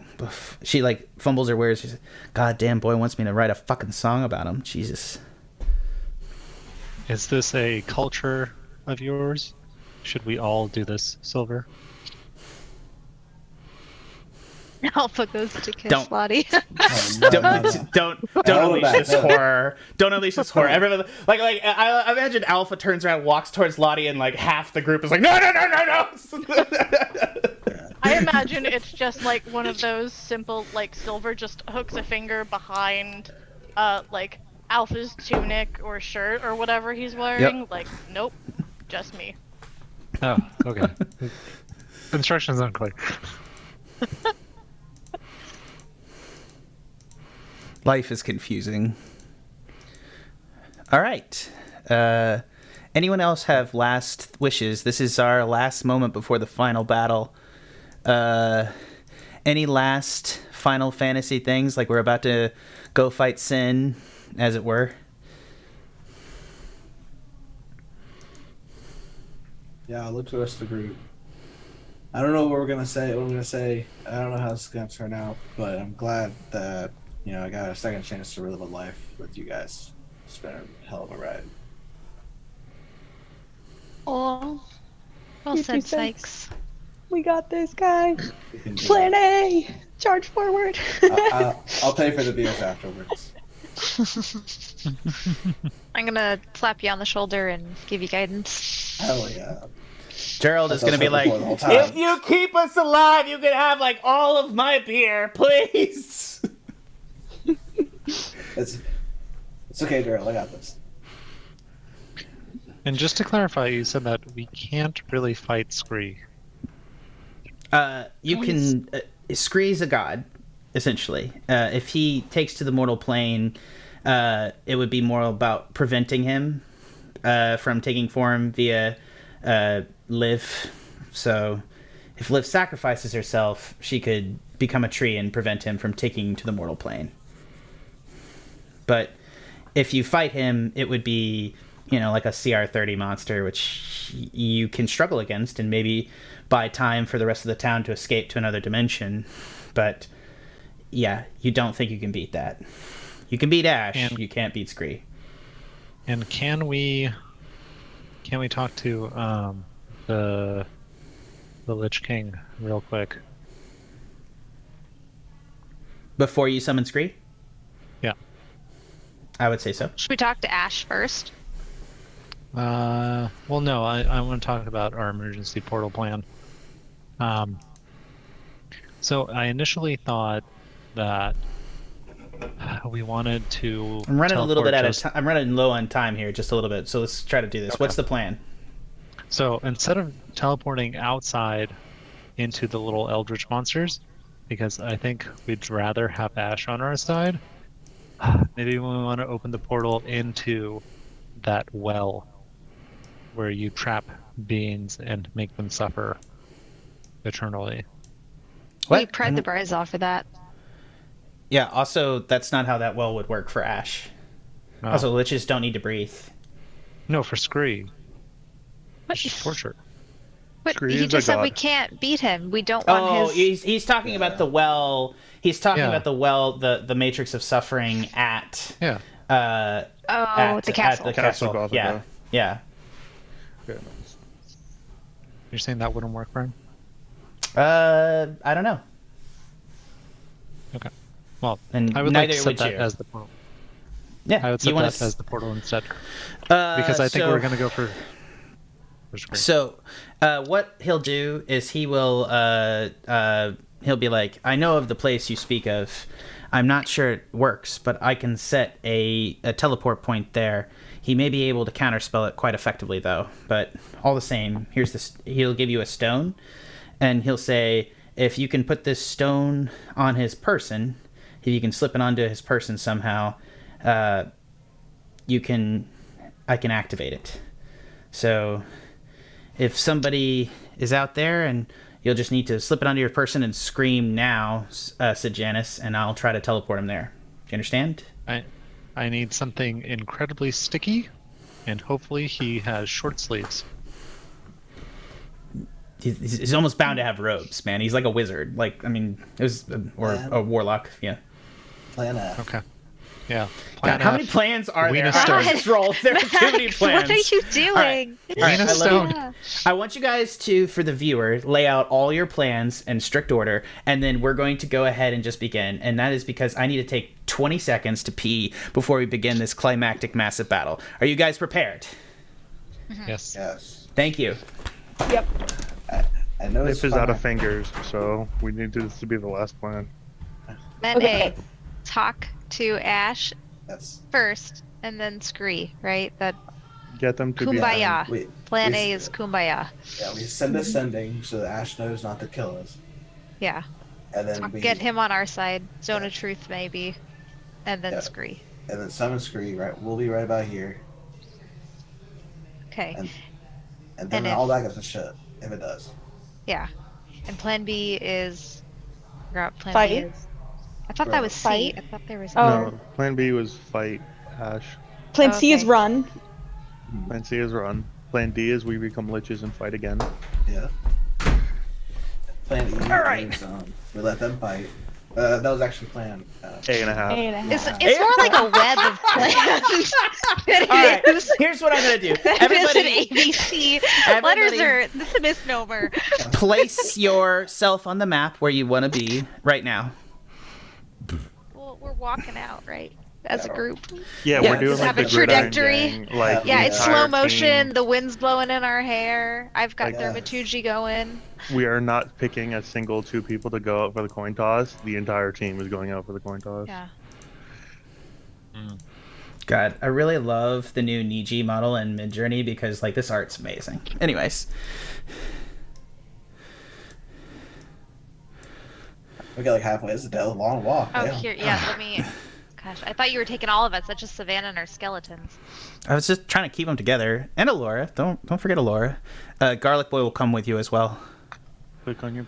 You don't know how to do what? I'll stay with Control, Garlic Boy. Hold You're- control. And. Sorry. I got you, Scree. I'm moving you. Sorry, Sniff. I'm old and pondering. I'm making my way downtown. Making my way downtown. And I assume everybody has their stuff seated here in this respawn pool. I would like to choose to have mine way back here, the back one. Gotcha. So you're at the back Oh. respawn. Is there a third one? Yeah, I put one on the left here, and then one right close by. I'll go to the center one. That's fine. Yeah, center is good. And we're waving Asher- our white flag as we walk, right? Yeah, Ash is approaching from the distance. You see him melt in through the flora and fauna. It appears he's been observing the path and scrying and watching you. He's not able to scry into Farrington, most likely, but as he appears in the path, he's taken the form of a handsome half-elf with a long jacket. His clothes are not as regal as they once were, but they definitely seem more form-fitting and kind of rugged, as if he's just walking out to go get the milk. As he approaches you, he walks calmly forward by himself.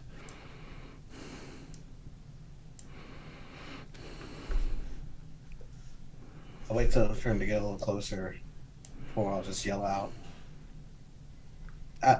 Ash, it's time we bury with many hatchets here. It is time that we come to terms with a lot of things about ourselves and everything. And then I looked at everyone else and was like, yeah, now for the summon Scree. Ash is going to shout out. We don't want to get him on our side first? Well, I think he's about to not. I think he's about to attack us. I'm not. I'd like to hear what you have to say. Oh, He's sweet. just going to get some milk. Plan A's going hey. great. He's a I'm talker.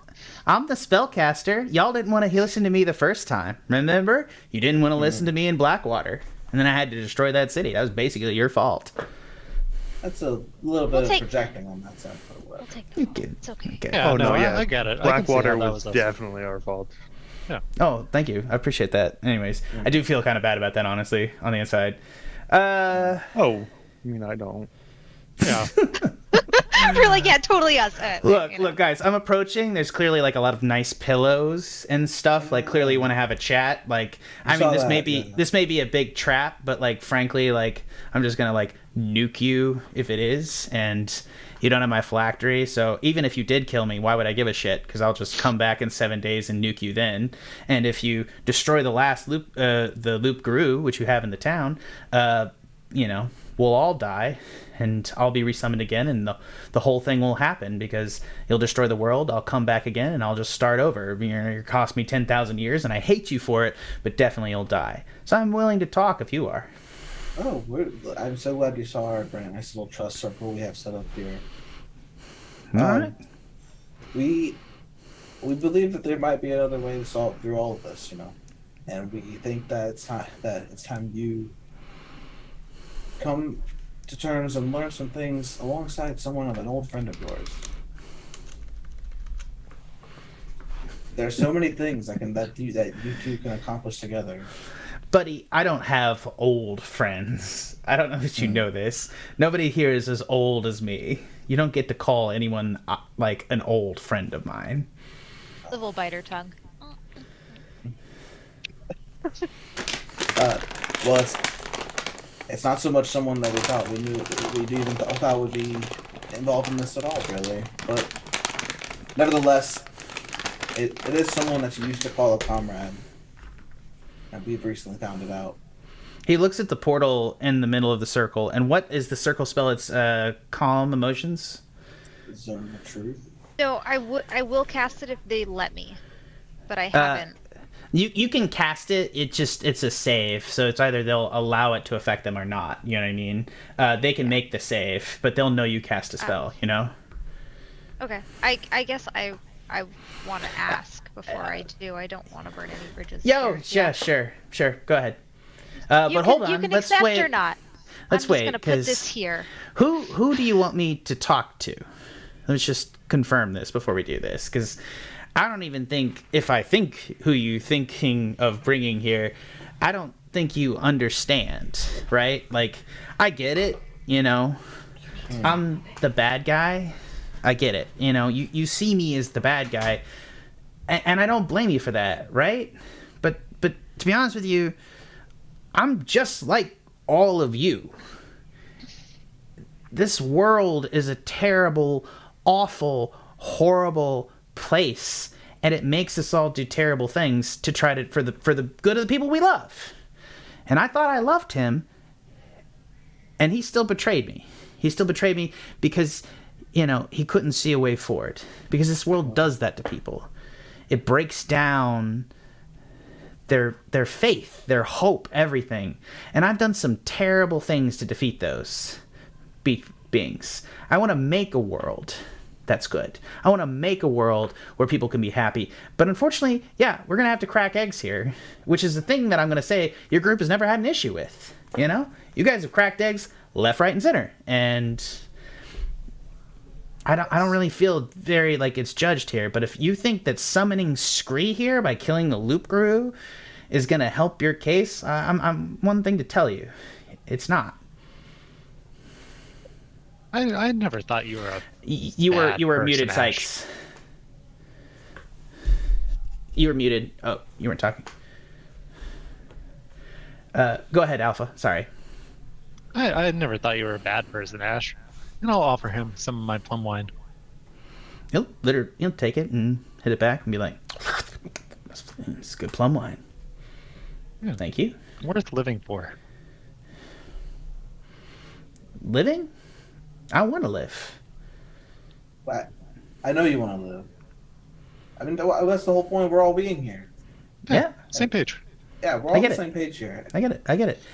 I don't. And then, on top of that, you have way more to live for than you even realize. You have a niece. What? Yeah, exactly. You have someone akin to you. Sort of. Sort of. I mean, it's not So- really. I like. Sorry. I mean, I'm a lich, man. I don't know how to tell you this. If anybody was born, like, from when I was not a lich, because, like, no fun fact, liches can't have children. So, like, if it was from when I wasn't a lich, that was, like, 2,000 years ago. So I'm confused. Like, is it a long line? They're barely related to me. Like, what are you talking about? The family. Talking about the family you choose, man. Talking about Scree's daughter. Talking about the daughter of the god of death. What? Your old brother. His daughter? Yeah. He does. She'd have to be. I went to press control, which is my push to talk for Discord. But at the mention of Raven, Silver's gonna do like one of those really loud whistles. And that's basically like a call for Raven to like fly to the group. Yeah, she'll do it. I'm gonna put the truth circle down, just kind of right on top of where our pillow pad is. I think it's like 1 square bigger than that circle. Just leave this here in case you have any questions. Cool. Raven will land next to you, Silver. This is Scree's child. Raven's gonna look at you like a little confused, unless you guys told her. I don't think we talked about that. Silver would Leave her in have. the dark. Oh. It's a surprise to everyone. I think it's better. Raven's gonna be like, Yeah, what? Silver would have. Oh, Silver told her. Okay, cool. Yeah, fine. I'll allow it. Yeah. Yeah. So Making sure everyone is on every same page. That seems like something Silver would do. It does seem like the Silver. I'm allowing it because it's only because it's Silver. Yeah. So Raven would be like, hi, Uncle Ashen King. Is that seems weird? He's like, it's weird. It's very weird. I don't like it, but it's cool. You're his daughter. Really? What? Yeah, So what? Let's just take a step back here. You are gonna try to reason with Scree. 100%. That's your deal here, right? Wrong, man. You're gonna try to reason with Scree. With our help. Our support. You guys realize I did this too before, right? Like that was the last time he killed me, right? Yeah. It was 1,000 years ago. We were at the end of the goddamn world. We had defeated all of our enemies. We got betrayed by our best friend, who we had to kill too, who then merged with a god, like he did, and we had to kill him then. And then I begged him. I didn't fight him at the end. I threw down my weapons and I said to him, I love you. You're my brother. Please, just listen to me. And he couldn't even do that. I mean, 1,000 years is a long time. Yeah, and he's been part of an eldritch monstrosity. He's still Things Scree. can change. That was before he knew he had a daughter. It's something that tethers him to this world now. Jesus Christ. Like, what is with this, like, new agey parenting bullshit? Come on, guys. Like, just because your grandparents were, you know, they have a grandchild now does not mean your parents are going to become good people. Like, they're going to be the same terrible. They'll just put on airs. Sorry, That's the case. That was a little darkness from inside my heart. Anyways. No, we're giving Scree a chance to move forward. Everybody has a chance for redemption. It's whether or not they take it. Well, let's. How about this? I'll help you on this. I assume you're gonna summon a portal there, and we're gonna go talk to Scree, correct? Yes. All right. That's the game. I'm gonna do it, but I'm gonna tell you this right now. When he rejects this proposition, because he's still the nihilistic asshole he always was. Fucking edgelord, dickface. Anyways, sorry, apologies. I won't begin with that. I'll be good, I promise. But when this fails, I ask that you just lay down your lives. One of you has a seat of the tree and the crown. Do you understand why I was trying to do what I was doing? I'm willing to do what is needed to be done if it comes to that, but I do think it's worth trying this approach first. I'll talk to him, but my point is, if you give me the seed and the crown, I can make a tree and finish the plan that you guys broke. I will ascend, I'll kill Scree and the Eldritch monsters. I can do that. It's a possibility. And maybe we could have a universe then where everyone can be free and live their lives true. That's the only way I see it. And if you have a better plan, I understand. It was the best of bad options. So I'm sorry. I really am.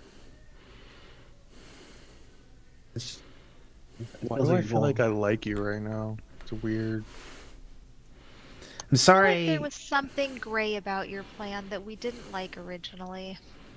I think it was the whole But now squid it bear sounds nice. Gotta But I feel like there's a key point missing. Maybe it was the burning souls in the tree. I think it was the squid bear. And I- the I- squid Attitude. bear. I- And the I- attitude. There was a couple of things that maybe we could just tweak it a little. I think you had the right heart. Look, I've got to be honest with you. I've always been an asshole. No offense, Tanner. I'm just, I'm just telling you this. Like, if you can't convince Scree, and I'm also not sure what Scree would do differently. He's merged with an Eldritch God that's asleep currently.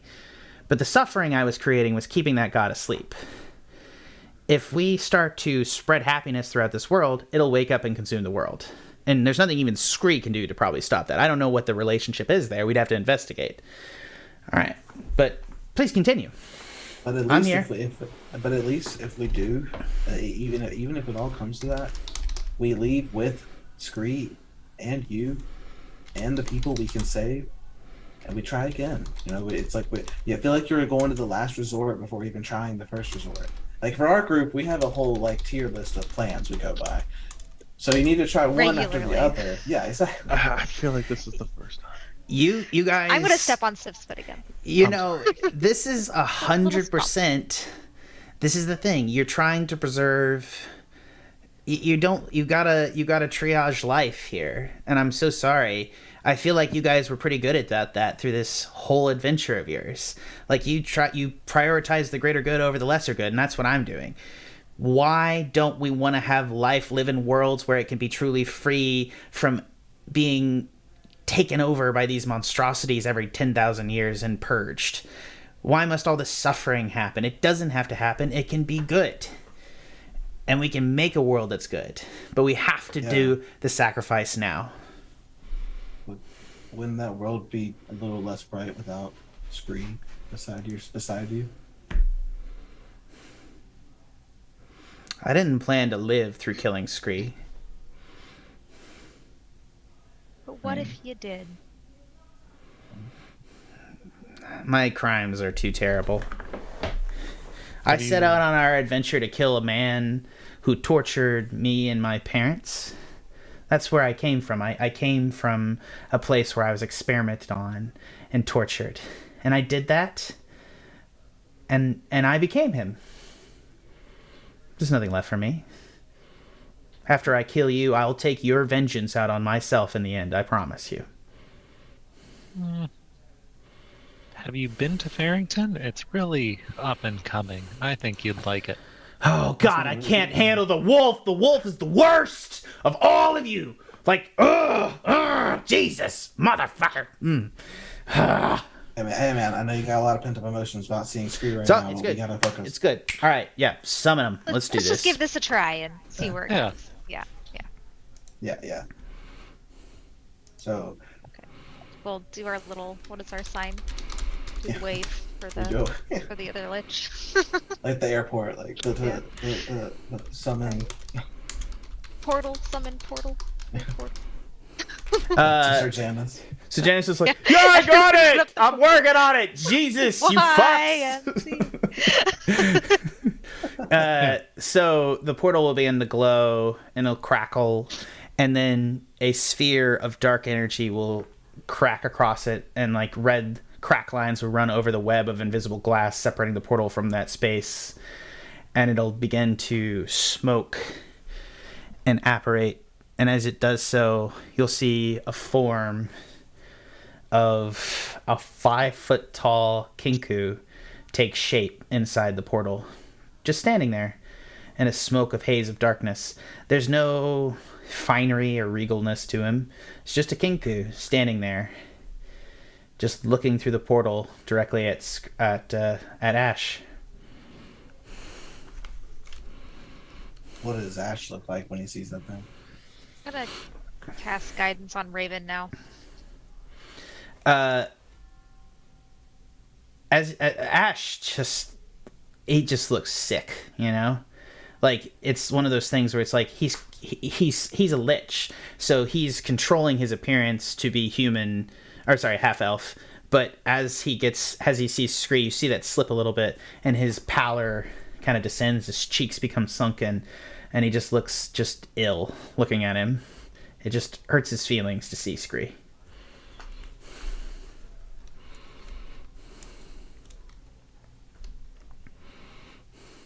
I'm gonna whisper under my breath. It looks a little shorter than I thought it'd be, but whatever. I'm gonna stand in front of Alpha so he doesn't see that it's a bird. I knew it would be a bird. Okay. I'll call out. Oh, Lord of Death, Scree. A lot of travesties have been taking place in these thousands of years, and we come to you now with a chance of redemption for all of us involved, a chance of aid, a chance of companionship, a life that you chose, that you could have had and still can. And then I'm like, point to Ash. Roll persuasion, Sykes, to start this up. Oh, and And the calm emotions is in effect. So what's your save? I would like to assist here, if possible. How do you assist with calm emotions? 18 on the persuasion for Sykes. So, yeah, Silver's going to, look at Scree, and he's going to say, I know what it means to hate someone for eons. And I know that it is hard to come to when one has lived so long, to put that aside. Scree's gonna look directly at you, Silver, and he'll begin speaking in your voice back to you. And it's just at different points of your adventure, you've said all the words, and it's almost like a recording that's been strung together differently. It's just clipped. Your voice, clipped, and it'll be like, I do not hate Ash. I love him. This is an act of love. This world is nothing but suffering. It is the inevitability of life and the construction of this world. We cannot remove these ancient evil forces, but we can starve them.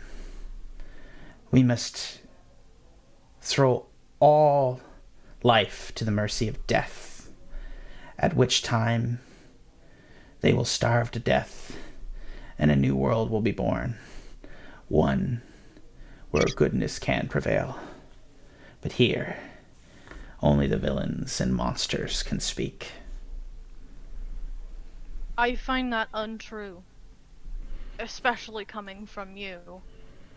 You have brought forth life, and he's going to introduce Revon. Introduce her. Brought forth a child. He's going to look confused. And he's going... had taken at least some form of love and comfort with one of the three fates here. Scree's going to hold up his hand and cast a spell. Truth and Death. Everybody make me a charisma saving throw. Is it Bessie, I'm casting the spell? Scree is casting the spell. I'm going to counterspell it. Okay. 9th level. Oh, okay. But does that help with Sykes' persuasion roll? Does he get to roll again for advantage? Yeah, I'll allow you to do that because he did cast in the middle of it. Go ahead. Ah, Nice. Damn! the exact same. Yeah, it's good. It's good. But it's all good. We're going to make more persuasion. Don't worry. This is not the last one. So go ahead and try to counter real quick, Sykes. Yeah, I'm gonna use my inspiration on this one. Perfect. Wait, that was a It's a charisma saving throw. D20. Yeah, my bad. I'm sorry. No, you're good. You're good. Just roll. Yeah. Oh, holy shit. Okay. Yeah. You that are out of managed. here. You are managed to counterspell it, and he'll just sit there and be like, obviously, you wouldn't want to know the truth of this, would you? I understand. She's my daughter, then. Correct. Is your mother Kaylin? And she speaks with Kaylin's voice when she speaks to Raven. Yes. She is my mother. I never knew my father. Scree will look directly at her and then be like, I'm sorry. I'm sorry I was so negligent to bring a life into this world to suffer. I suppose that's penance for me, though. More punishment for my crimes. More punishments for my failures to end all life. He's going to look across the field at Ash and be like, I understand you still don't agree with me. You would fight these monsters and you would become a god, but you wouldn't succeed. Even if you had succeeded at the Heart Tree, you can't fight these beings. They're eldritch and beyond our understanding and beyond even the understanding of all the other gods in this existence. Kaylin was a god. She was a god of death and failed to fight these beings. And you think your ascension will make a difference? No, you'll come to the same conclusions, and there will be the same conclusions after that. You will ascend, you will hunger, and you will kill and continue to rise until nothing is more there, and you will still die and still fail. We all must perish. We all must end this world and leave it this way for us to continue. All right. Make your arguments, guys, with advantage because of Raven.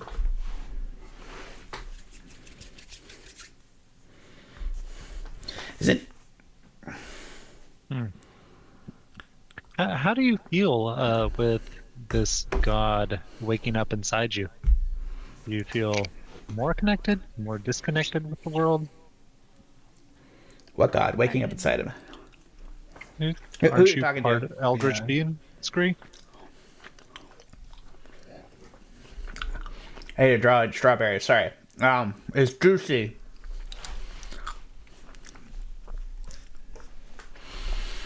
A god waking up inside of you is juicy.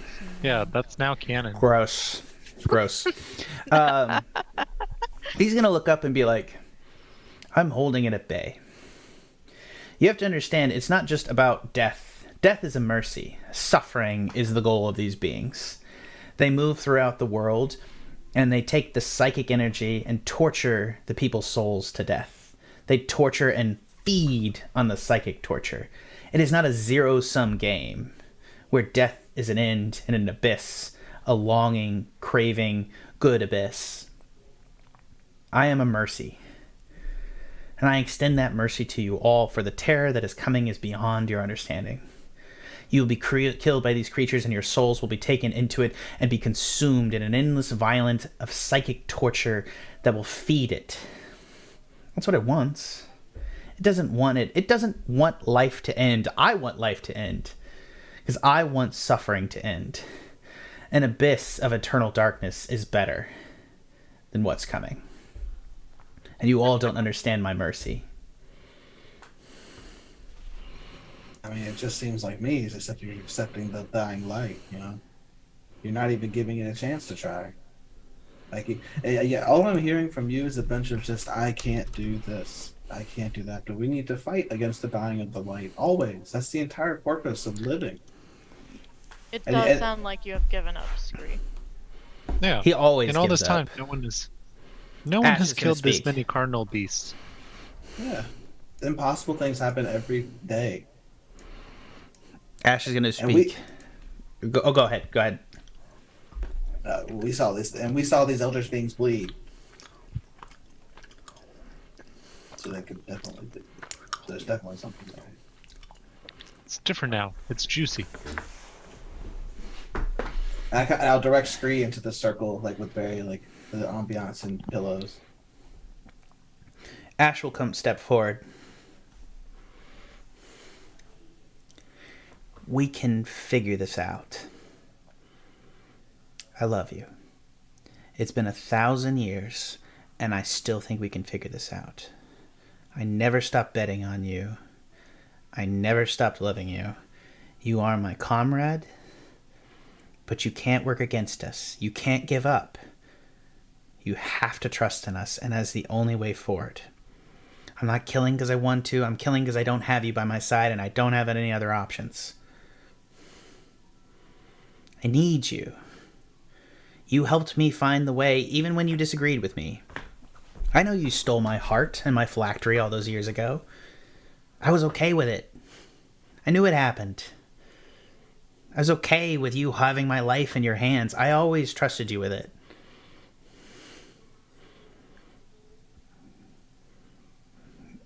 You just can't give up.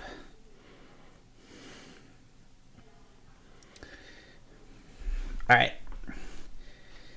I would like somebody to make one more argument in a persuasion. I will allow, with Ash's help and with Raven, for that persuasion to have advantage. Pick among the party who would like to do that. One last argument as to why life is worth living. Anybody can do it. I'll even allow them, if somebody else wants to make the speech, I'll allow them to use probably the highest charisma score among the party. If somebody else would like to make the speech instead. Except probably Ash will stop Alpha if he picks. He starts talking. I think Alpha and Liv are out. I'd say Savannah has an interesting perspective, having a daughter that she's never loved or known, Jesus. and wishing that she has a life to be a part of. And Whoa, that... whoa, hold on. We never. I mean, I'm not Never saying that, loved but is a like strong Karina's That was saying a- that. that was- Okay, whoa. oh, that's not what I meant. But like, loved closely, I guess, like been a part of. Okay. Like, okay. It's still No really speeches hurtful. from me. But I will toss in the plum wine and say it's probably been a long time since you've even experienced any of the worldly comforts. Scree will put a hand up to the glass and crack, and the glass will crack on the portal, and he'll step through.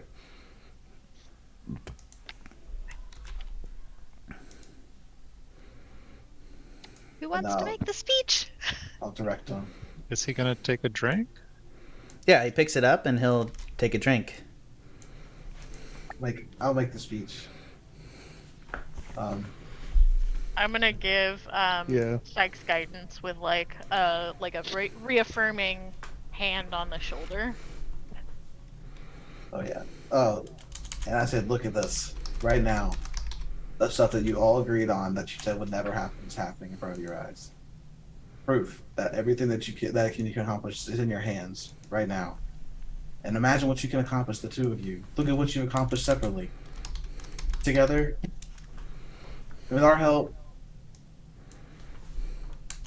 and to save the innocence, a chance of redemption. This is on you. This is all you two. And they're in the true circle now, right? Yeah. They choose to accept. And do you love each other? Both of them will accept and break the circle. You'll know that, Liv, because they'll only be able to do it. Essentially, his spell that he was casting Scree earlier was a souped up truth circle. So they'll break the circle, and they won't break the circle, and they'll do it, and both of them will affirm that they love each other. Why are we against each other?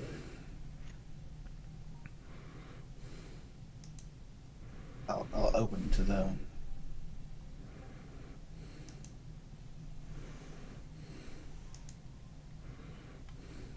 Beautiful. You had to have known and he'll speak with Raven's voice. You had to have known she was my daughter.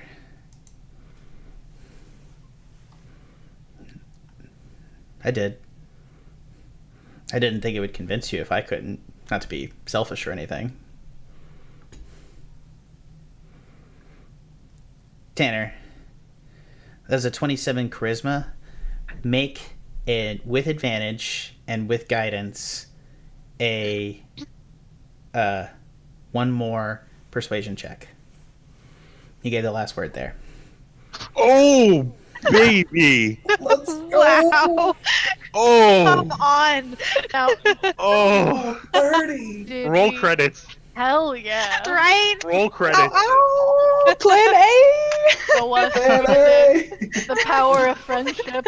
I want to Yeah. say this. I didn't necessarily super have a plan here. I have a whole battle with Ash and Scree planned, which is a hard thing.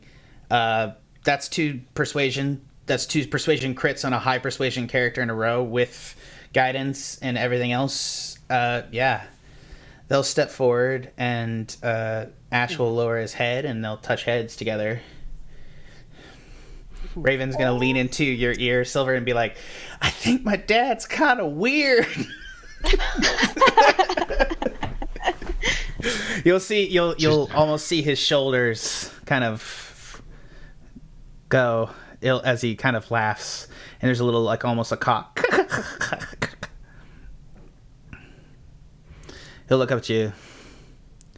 Scree will look up at Ash and be like, all right, what's the plan, partners? By another day. You can prevent us from doing that, but I need to make it clear to you. Three Eyes is waking up. I can delay him and fight him, but we need a plan. We can gonna protect step this forward. world. He'll look at her. What do you say, Liv? She'll step into the zone of truth here and just say, I know what I have to do, and this really seems like a behooving moment. And she'll take the crown out. Look around, I guess this is a good enough field. Nice field. Slowly put the crown on. Is anyone going to Unless try to someone stop her? stops her. Yeah, Silver, Savannah, you're the two that probably only know what that is. Yeah. I'm just like, oh, cool. She's putting that on. Yeah. She's got a hat! All hail the queen! Silver You- said that he would not stop her if Queen this is Liv. what she really wanted. Savannah.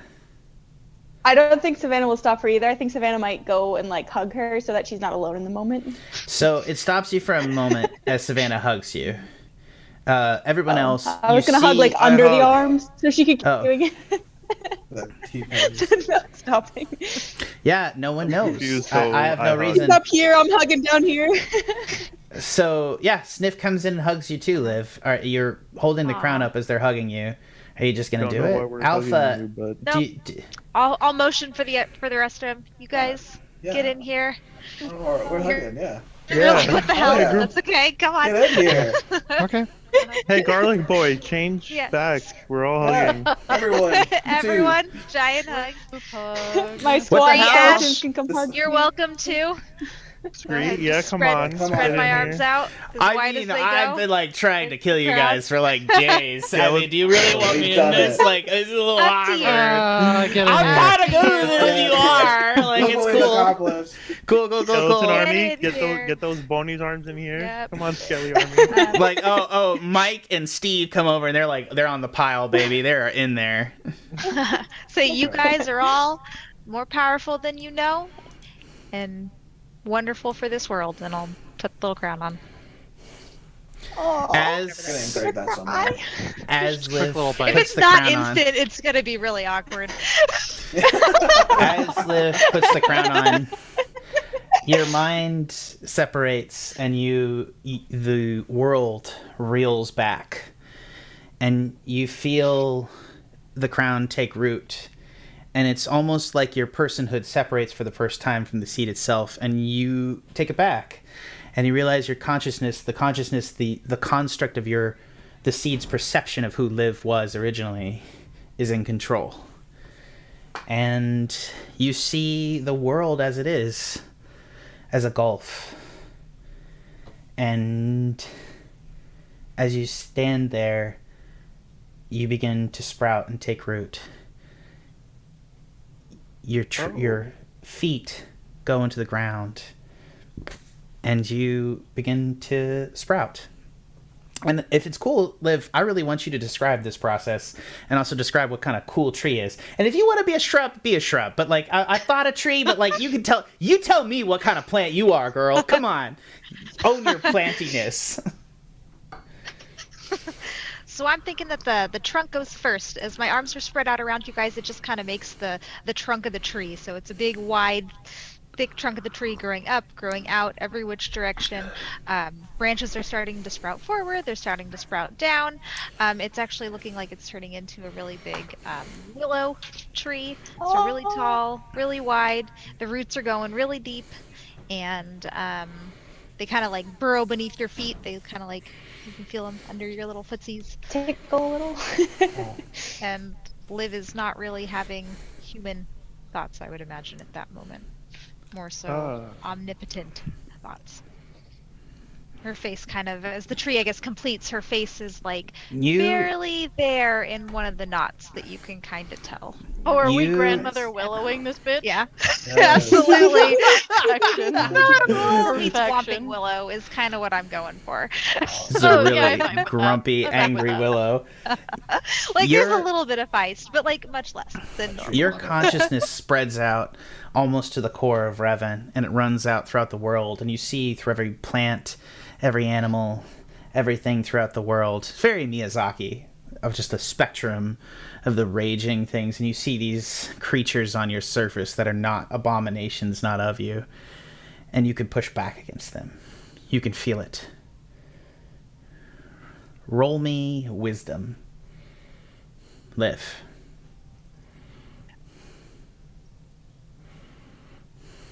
My character sheet go. Yeah, so like roll your primary spellcaster stat for that. He doesn't get a new character sheet. 24. You see across the world as the new trees erupts that the creatures begin to burn on your soil.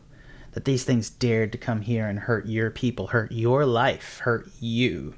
Because everything's part of you now. That's where the feist comes in. Mm-hmm. Sykes, Silver, Sniff, Savannah, Alpha. You feel as if something has come over this world, something new. And it loves you. Well, you tell me if you love them. You may not love all of them. It may just be like... I love all of them. Nah, I love it. I love all of them. As it spreads out through the world. Love. And you found it, and you don't have to... It's just a better existence. It's always been what you thought. You're cranky because you just weren't in the right form, and it's here. You just feel it. You feel calm and peace, and you're just ready to rip these assholes apart that would dare touch anyone on your world. That sounds very much like me. And as you all stand there, I always did like trees. You stand there in the oaks of the and under the boughs of the willow tree, and you look at Ash and Scree, who are looking at each other. Jesus, this is a little sappy. Get it? It's a little sappy. Yeah.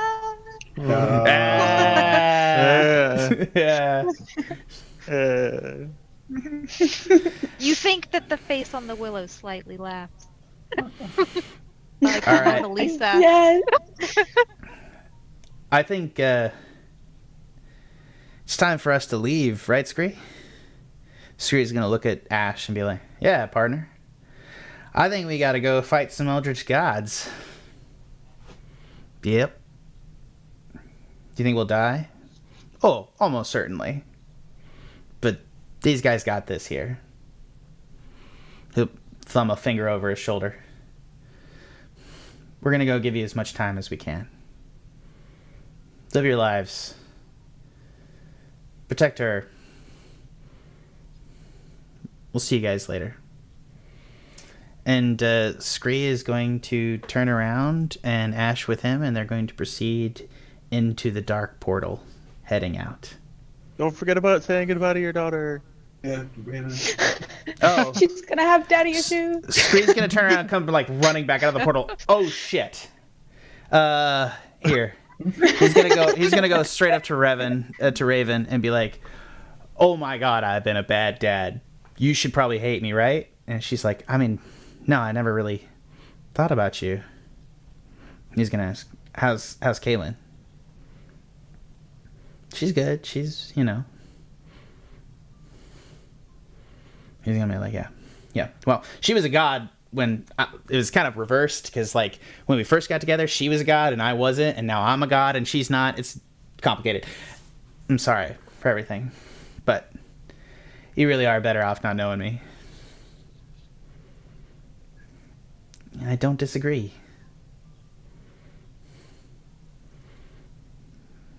But if it's any consolation, I like that very, very convincing warlock over there was able to tell you to go fight and die for a whole world, even though you're a god of death. That's kind of cool. He turns and looks at Sykes. He's like, "Yeah, it is kind of cool." Yeah, he's a badass. Fucking high charisma assholes. Jesus Christ. Anyways. It's like, like picking his nose or something.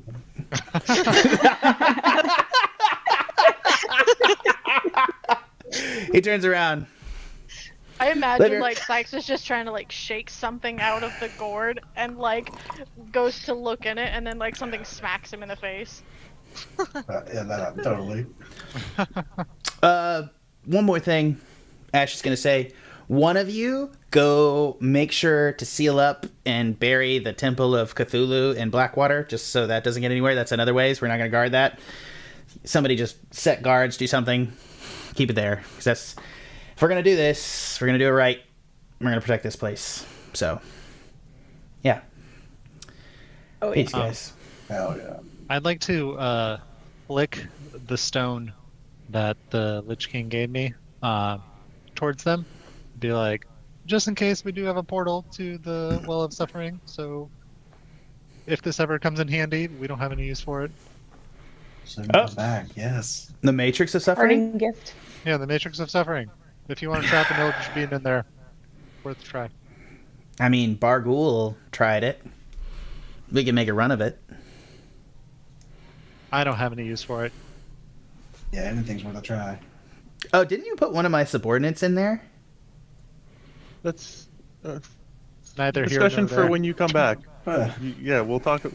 Great, it'll be a great story later. Silver on- has been like intensely focused up until now, and then now he's like fiddling with his.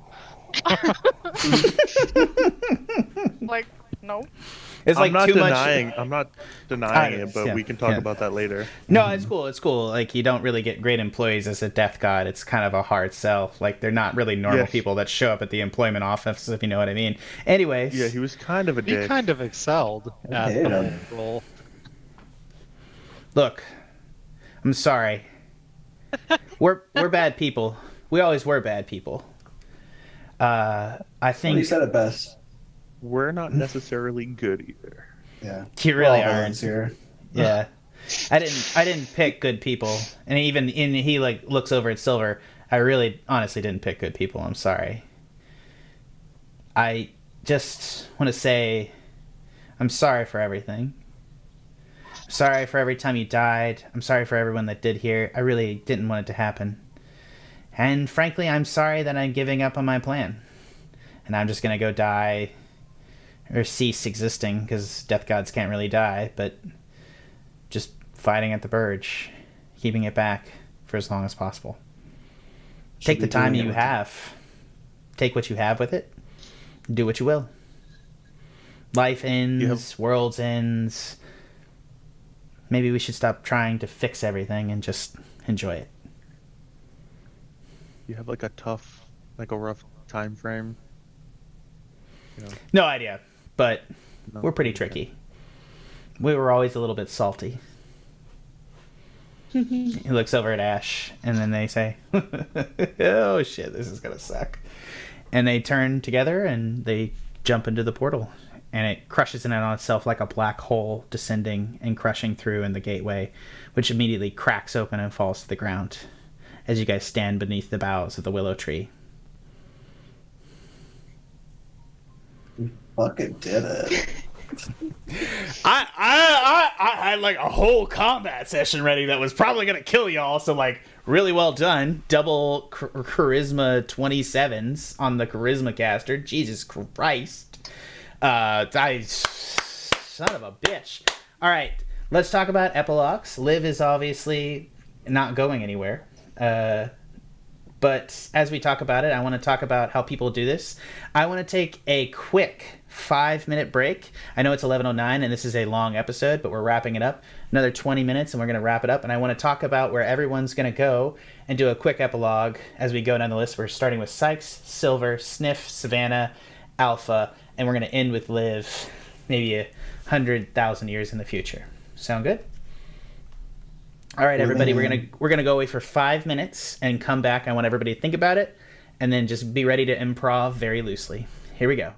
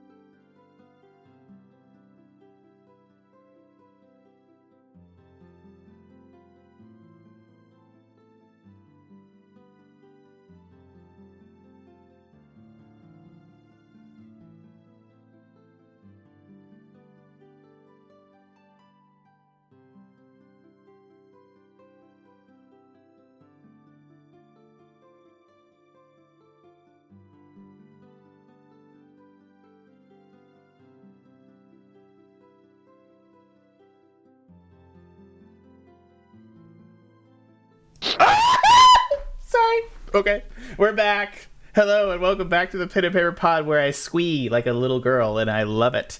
As we sit here, let's take some time.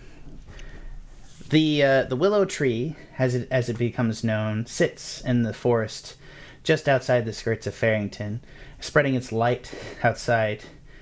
In the distance, on the beach of the Black Beach, as they once called it, you can see in the distance on the edge of the world ancient battles that happen off in the distance as Liv's forces extend into all life.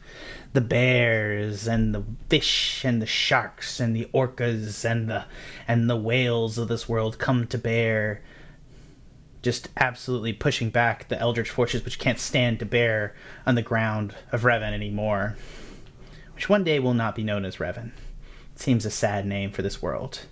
And as you sit there in the shade of this tree, Sniff, tell me what you do with your life.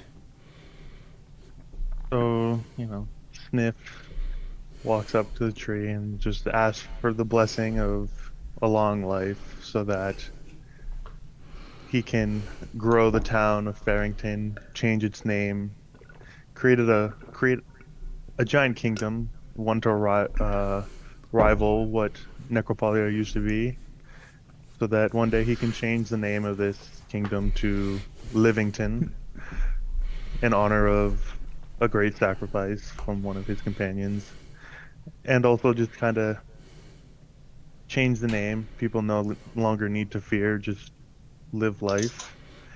And he's just going to, every once in a while go on an adventure, whether he needs to or not, and just kind of make sure that the land of Revon to be changed. Who knows what it'll be in years' time, but Arkham and Sejanus and Athos will approach you. All three will take a knee in front of you, Sniff, and pledge allegiance. And as they do so, Sejanus will be like, I will be your vizier, and I will guide you in all magical ways that I did.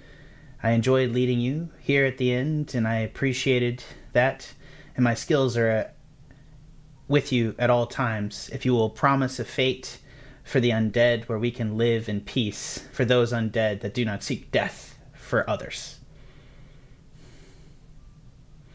Granted, you helped my father and the person that claimed to be my brother, which we have no proof of. I would be honored to have the Corskins. If we can retrieve their souls, I will try. But I make no promises on that matter. Athos would stand up and say, I was not a good king. My line was from the very beginning used for Ash's goals, and I simply lived to better someone else's ends, not knowing at the time that my people were being used as fodder. I am a failure, but I am strong. It is why we became kings in the first place, for the strength of our arms and our skills. I would be your guard. It would be great to have someone as big and strong and somewhat scary, but not super scary because I'm good. But yes, I would be honored to have you as my guard. Athos takes your left shoulder and will be there nearly almost always for the rest of your life. He will kill anyone unflinchingly who threatens you and will do whatever you want. Last is Arkham. I do not pledge allegiance to you, Sniff. I have not pledged allegiance to the Lord of this world ever. I have pledged allegiance to knowledge. I have pledged allegiance to our mage hold because it is the knowledge that we have that allowed us to free ourselves from this dark fate. Please, allow me to reestablish a college and knowledge here in Farrington. I never went to school, maybe. Yeah, sure, why not? Give other people the opportunity. He bows his head. Thank you. The world will flourish, and Livington will become the greatest city with the willow tree at its center, which will eventually grow to encompass and shade the entire city itself as it grows into a massive structure that people will live upon. But at the time, let's move on. Savannah, what is your fate at this moment? And what path will it court for yourself? I think after seeing the how Scree greeted his daughter, she had a new want to be a mother again, and she sees the need for Sniff to continue his line, so she propositions him to be his wife and to produce him heirs. And she does not wish a long life from Liv. She only wishes the short life. How are you seducing him? Come on, you gotta do this. You gotta talk directly to Justin. Come on. I am Turtle cats. I love it. Oh. No, it's straight business. I'm gonna seduce him. I'm gonna be like, so I see you need some heirs. I want to be a mother. Let's make this happen. It's just straight business. So she did so well the first time. Oh, what the fuck?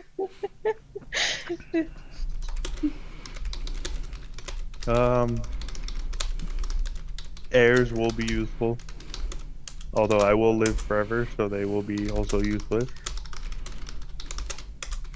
You won't live forever. It's just a long I'll life. live a long life. Who knows how long? But yeah, sure. A little fun here and there doesn't hurt anybody. Okay, we're married. Sounds good. Thanks. Sounds good. Thanks.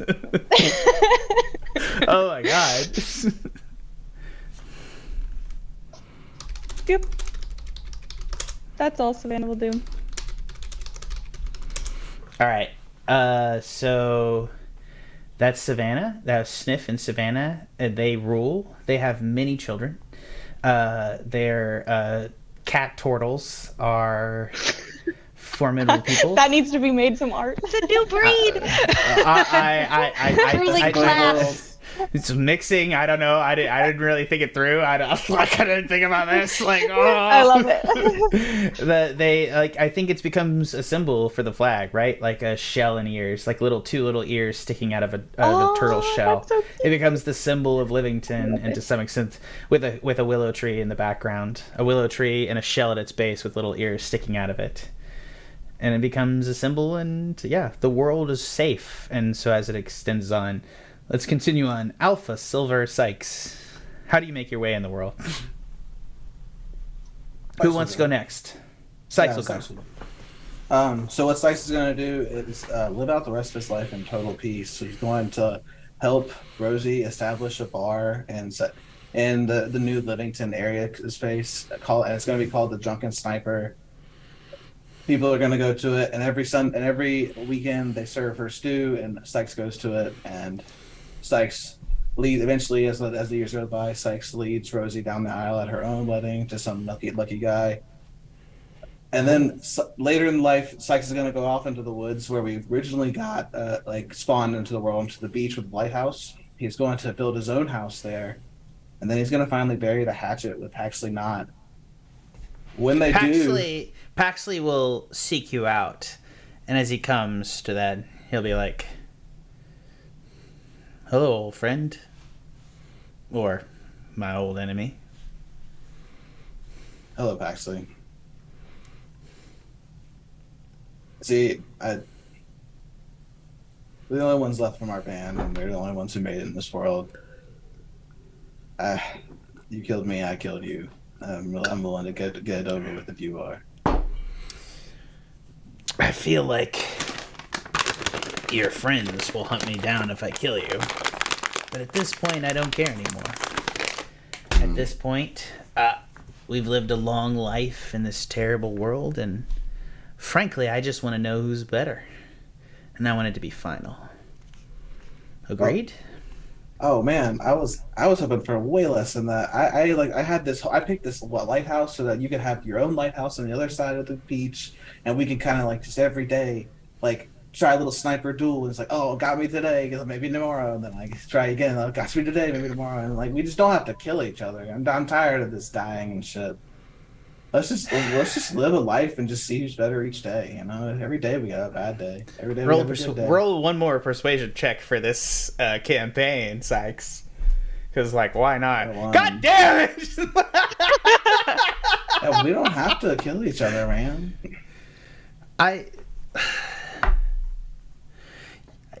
Do you understand that you were always a little bit better than me? I don't think you appreciate that. I don't think you appreciate that every day I've lived underground or in a tree or somewhere with cover, and I moved window to window crawling underneath it because you were out there. Because you could reach across plains and distances that I can never hope to match. I'm happy to challenge you, Sykes, but I already know you're better, and it pisses me the fuck off. And it pisses me off that you haven't worried about me the way I've worried about you. Not even close. Oh. Well, fuck you. Where's my goddamn lighthouse so I can fucking shoot you every day, you piece of shit? That's what's gonna happen. Yeah, that's what I want.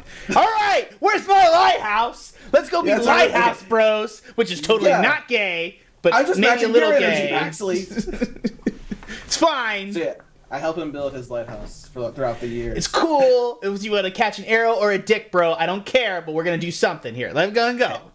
Hey, either way, it's gonna be a force blast up your ass, my brother. Fuck you, asshole. We spend our days just like, I got you. No, you didn't. No, you didn't. Like a little rivalry going on. But as Sykes gets older, Sykes will start writing out his memoirs, and it's a book of life lessons for like how not to be a shithead. And then as he dies, Sykes goes into the gourd one last time. And then Rosie finds the gourd and is now part of her family. Inside the gourd, you meet your genie for one last time. Oh, you thought you'd get away with me without telling you your story? Megalodora, I'm so old. It's fine. You wrote it down for me, didn't you? What? What did I write down? Oh, sweetie. She reaches into your jacket and pulls out your memoirs, and she blows on it.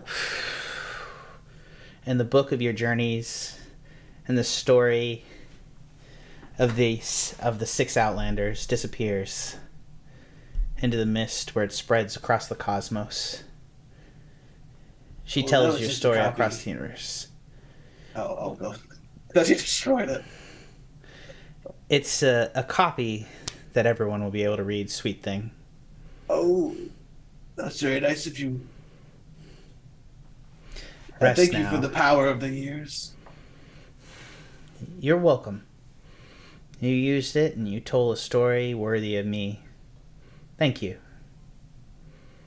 And she touches you, and all the contents of inside the gourd turns to sand as it becomes a vase of your ashes that Rosie and her family and all of her young will cherish for all time. It becomes an artifact of the warlock who helped save Revon. Unnamed. Sniff makes a museum in honor of Sykes' death. Yes. Forever named. Silver, Alpha, you're 2 remaining. Who wants to go next? Alpha wanted to go second to last, so I'll go next. So Silver's immediate thing is he'll place a hand on Liv's tree, and in words that only she could probably hear, he'll say, "I'm sure you're surprised, but a part of me will miss you." And he'll talk to the new vizier, and he'll ask for portals to be made between realms, so that way he can come and visit everyone from Barovia. Though skeptical, you were able to convince him to create a portal. He will not allow people to travel to Barovia, but he will allow only you, Silver, as he's concerned about people traveling from Barovia to here, infecting Yes, this certainly. land. Yeah, there's problems there for sure. He promises to just guard it, and with your leave, allow people in. But without you, he won't allow anyone in. That makes sense. Yeah, absolutely. And so Silver Lottie will take immediately stay by your side and come with you. She's like, "We're going back?" We never belonged here. Well, it's about time we partied up. You always kept me at arm's length, but you can't kiss a girl like that and not expect her to come with you. She left correctly. So like, if if a reborn's cheeks could like turn pink, it would. Oh, honey, you can't blush and- now. And he's like, well, I didn't. We were Oh, you didn't what? You didn't what? nothing. Never mind. Yeah, exactly. Shove and hold my hand. And so like, as they walk into Barovia, it's like maybe 6 months or so. But when Silver comes back, it's almost unrecognizable. He has like color in his skin. He has very dark hair. His eyes are no longer like that cloudy, like no longer that silver, but instead they're a very sharp blue. He is otherwise now human.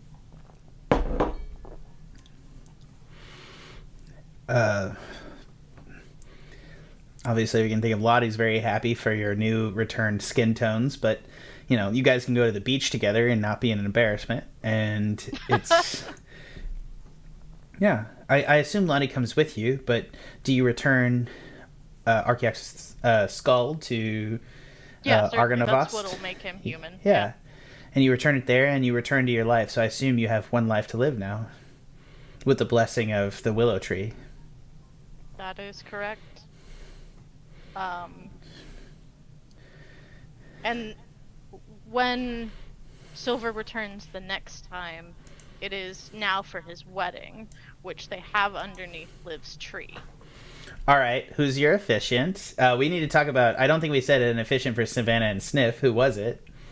Well, for them it feels very casual. Like For them, yeah. it's Silver, most likely. But who's officiating? I guess maybe the king could officiate the wedding, eh, Sniff? Aha!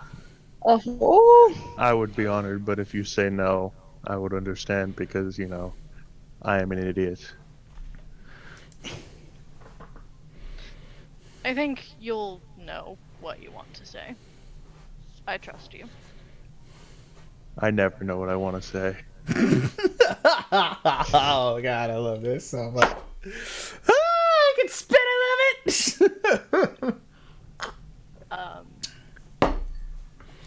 You guys go down the aisle under the willow tree. Sniff at the base there. Yeah. Silver, what do you say at your vows?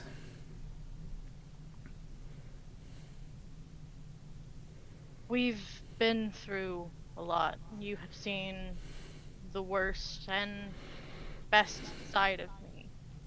And I can only hope that that will continue with this final life that I now have. My knight in shining silver armor, you have no bad sides. I am your bad side. You need me to have one. Thank you for always being a true North for everyone, all of your friends, and me. You have always tried to keep us on the right path, and I dare say this end was not possible without you. Thank you. And also, I love you. And then she kisses you, throwing Silver back. Like, she does, like, the whole sweep. She goes, Lottie goes in on it, you know? She grabs Silver, throws him back, and she's got it. She's a woman that knows what she wants, and she takes it. And, yeah. And everybody claps. and I the guess willow you tree. may now kiss the husband. Yeah, the willow tree guess. drops. I don't know what Liv wants to do. Like, Liv, you have power here. You're basically a god if you want to do anything. But I imagine little leaves like fall. little leaves falling in the wind. like rice at the couple. Yeah.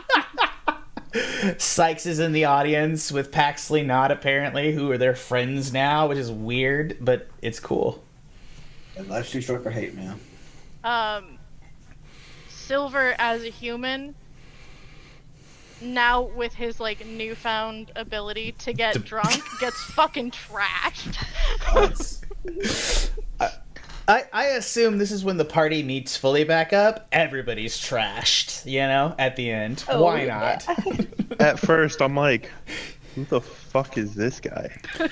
Everybody, all the other, like the Farringtons that lived through it too, like you see, like, his wheelchair is turned sideways and like fucking Arkham's on the ground.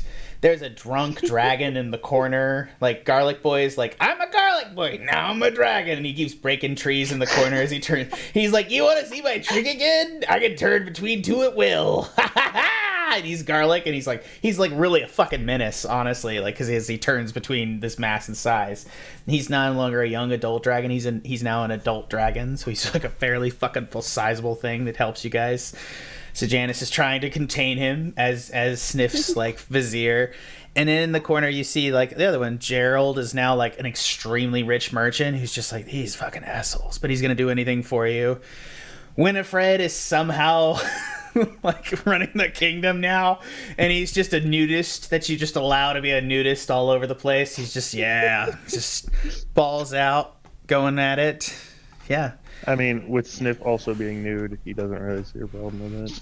Yeah, it's one of those things where it's like, it's a golden age in the kingdom of Livington for nudists, because like the king just doesn't realize because he's a turtle. It's like, no, there's no laws about nudity. Anyways, And just like the first time in Farrington, Sniff is in the corner spinning on his shell, vomiting out.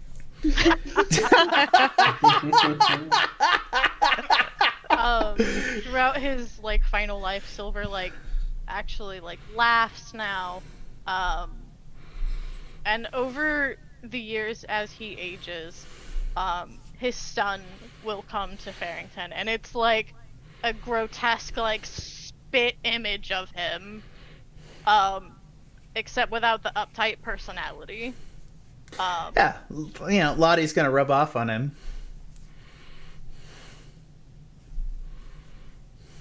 And he'll make that final visit as a very old man, which looks more like the Silver you all knew and like went around Revon with, but worse.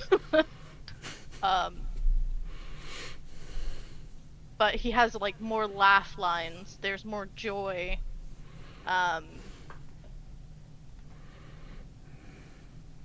And, he starts to take a nap underneath the tree that is Liv and never wakes up again. But he is happy. Alpha and Liv. That I want to yes and, because I want to take that and use it, and maybe Liv can talk about it in a minute. But Alpha, I just want to describe, you're the last person that hasn't gone yet. Describe what you do in the wake of this. All this. How do you connect with Liv? Do you connect with Liv? Yeah. So as Alpha lives out the rest of his human days, he makes sure to visit Sykes and watch over Sniff and Savannah and make friends with their kids, and Silver on her visits. And he does not wish for an exorbitantly long life. Alpha passes away quietly at the tree and awakens in a new form, and continues to do this over centuries and thousands of years, taking different shapes and different species, and just guarding over Farrington and the land. There's a children's tale of making sure parents tell their kids to wear long sleeves so that no rogue animal runs up and bites their weenus, and they I love it. We create a storybook for it as well. The Weenus Yeah. wolf, if you will. A little They golden tell a book. story of a wolf that walks the woods at the edge of this world. The tree gives life and the wolf takes away. As the edges of this thing, as there is incursions from these eldritch monsters, the monster of the wolf, the specter of nature, the cycle of life and death responds, as the wolf, death itself, comes upon it. Unrecognizable as alpha, simply taking on the representation of nature, whole packs of wolves and notchers, you guard the edges of Liv's domain for all time, an eternal companion. and eventually, or sorry, not eventually, but Just and say Squid Bear. I Barrington- dare you. Say Squid. Oh, thank God. Jesus. well, no, and Farrington does have an animal mare once again. Livington. Livington has an animal mare once again.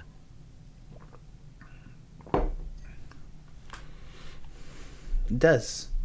And it is held for all time. It's a series of government called Animality, where there's an animal mayor and there's a council that supports them.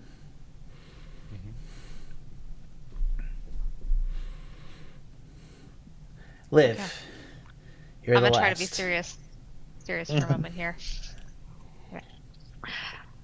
As the years go by, the group lives wonderful lives. Liv shows her love for her friends any way that she can. A beautiful leafy veil for Savannah's wedding, sturdy branches for Sykes's final home, and Sniff's naval fleet, Alpha's favorite resting spot, and a wooden pen for Silver's journaling.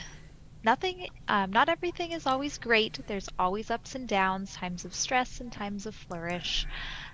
But Liv's leaves rustle with the whispers of eldritch beings only on occasion, and nothing that her companions can't handle. Nature moves on. Some say that the squirrels used to be a little smarter, maybe a little bit nicer looking fur, and the birds too. But overall, it's just normal nature. Liv quietly watches as the world passes by, with her team by her roots as her external guard. She no longer needs to worry about self-preservation, and her first few thousand years were turmoil compared to this current life. She knows she was made to protect people, and she uses all of her feist to fight for those who can't fight for themselves now. My end. Yes. 10,000 years in the world, in the future. Liv, you can psychically tell the inhabitants. Would you rename this world? Gosh. Ooh, I feel it's sure. important to remember where you came from. I think I'll keep it as Revon. Everyone will remember it as a positive thing instead of a negative eventually. It becomes not so much.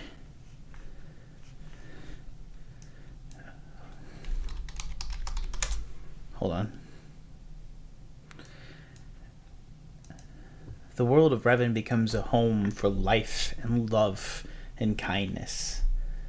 Barely anyone wants to hear the stories from a land of such harmony. But on the outskirts, before this all can happen, there stands a bird and a lich at the edge of all time and space. They stand on a purple shore with a blue waves lapping upon its bound, and an endless dark with speckled stars across the skyline, with 3 planets in the distance. Except they're not planets. The flakes of giant spikes at their edges give them away as eyelashes. The planets are 3 giant eyes and an infinite sky and space of a creature beyond understanding. Lapping upon these shores as these waves, as Scree and Ash stand there looking over the distance. Scree will speak with the voices of Sykes, Silver, Sniff, Savannah, Liv, and Alpha. His words interchangeably between all of them, as he uses the first time he's heard sound in a couple of years in his variation of speech.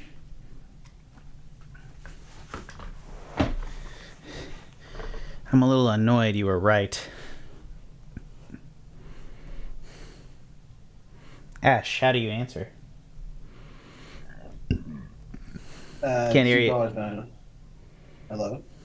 Yeah, you're good. You're there. You're good. You've always been annoyed that I've been right. I'm sorry. I really, really am that I didn't trust you. Screw. Don't even bother, man. He pulls from inside his robe 2 giant gun-shaped swords that he puts over his shoulder. Honestly, would you have had it any other way in the end?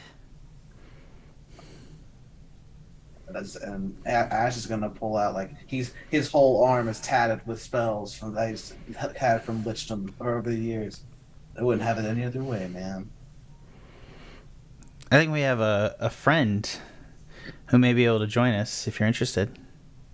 You held his body, No. I held his soul. No. Scree, you softy. You never thought the god of death would have changed. I've always been soft. You don't think death is soft? That's the end, man. Death is the ultimate softy. It just made me softer, which is the only reason I hear you now as opposed to then. Get his ass in here. It wouldn't be the salty boys without him. Emerging from the ground are 2 shapes. As Chuck Angus and Tenderloin rise from the ground. Oh, I fucking hate you both. Fuck you. Fuck you. Fuck that guy. Fuck them. Fuck me. Fuck you. Fuck my son. I mean, not, that's weird, but like, you know, fuck all of you. Yeah. No, you said it. You said it. We heard you. Yeah. Okay, cool. Who are we fucking up today? Oh, just an Eldritch God, man. Kind of like old times. Tenderloin smiles and looks up at his dad, rejoined in a place where he could never have expected. And the 4 of you set off for an endless battle at the edge of the world. I trip Tenderloin. He falls on his ass. Just like old times. The 3 of you laugh at Tenderloin's happiness, you know, and they all smile. And you all proceed off into the darkness. That is the end of Revon Gothica. And by some extension, Season 3 as well. From everyone here at the Pen and Paper Pod, thank you for listening to our adventure. Fuck, that's kind of emotional. I have emotions. I'm not a heartless bastard. I got emotions. Okay. Whew, I'm good. Hold it together, guys. We got this. From everyone here at the Pen and Paper Pod, and by extension, the Tuscan Shed of Meteoric, this has been Sykes playing a Genie Warlock, and as well as Ash, a Warlock as well, played by Tanner. Hello, everybody. Thanks for watching. Silver, a Revenant Cleric, played by Chesh. Sniff, a Turtle Gunslinger, now King, played by Justin. Thank you for tuning in. Savannah, a cat-like rogue, and now Queen, played by Ange. Good night. Liv, the Eternal Heart Tree, an Elven Cleric, played by Karina. Good night. And last, but always not least, the Infinite Wolf, life itself, the fangs and the claws of nature, the Wolf Monk, and provider of peach brandy, Alpha. Played by Max.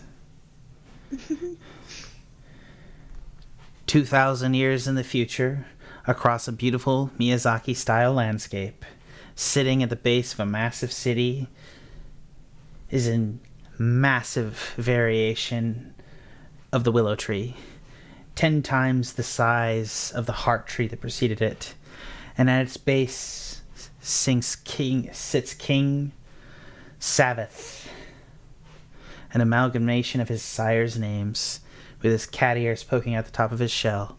He puts his hand on the base of the tree of the willow and says, "Please, as my forebears, tell me their story." This entire podcast is essentially a story told by Liv to their descendant 10,000 years in the future. From everyone here at the Pen and Paper Pod, thank you for listening. I've been your DM, your host, Jack Newman. That's some good shit. From everyone here, thank you. Have a good one. Goodbye.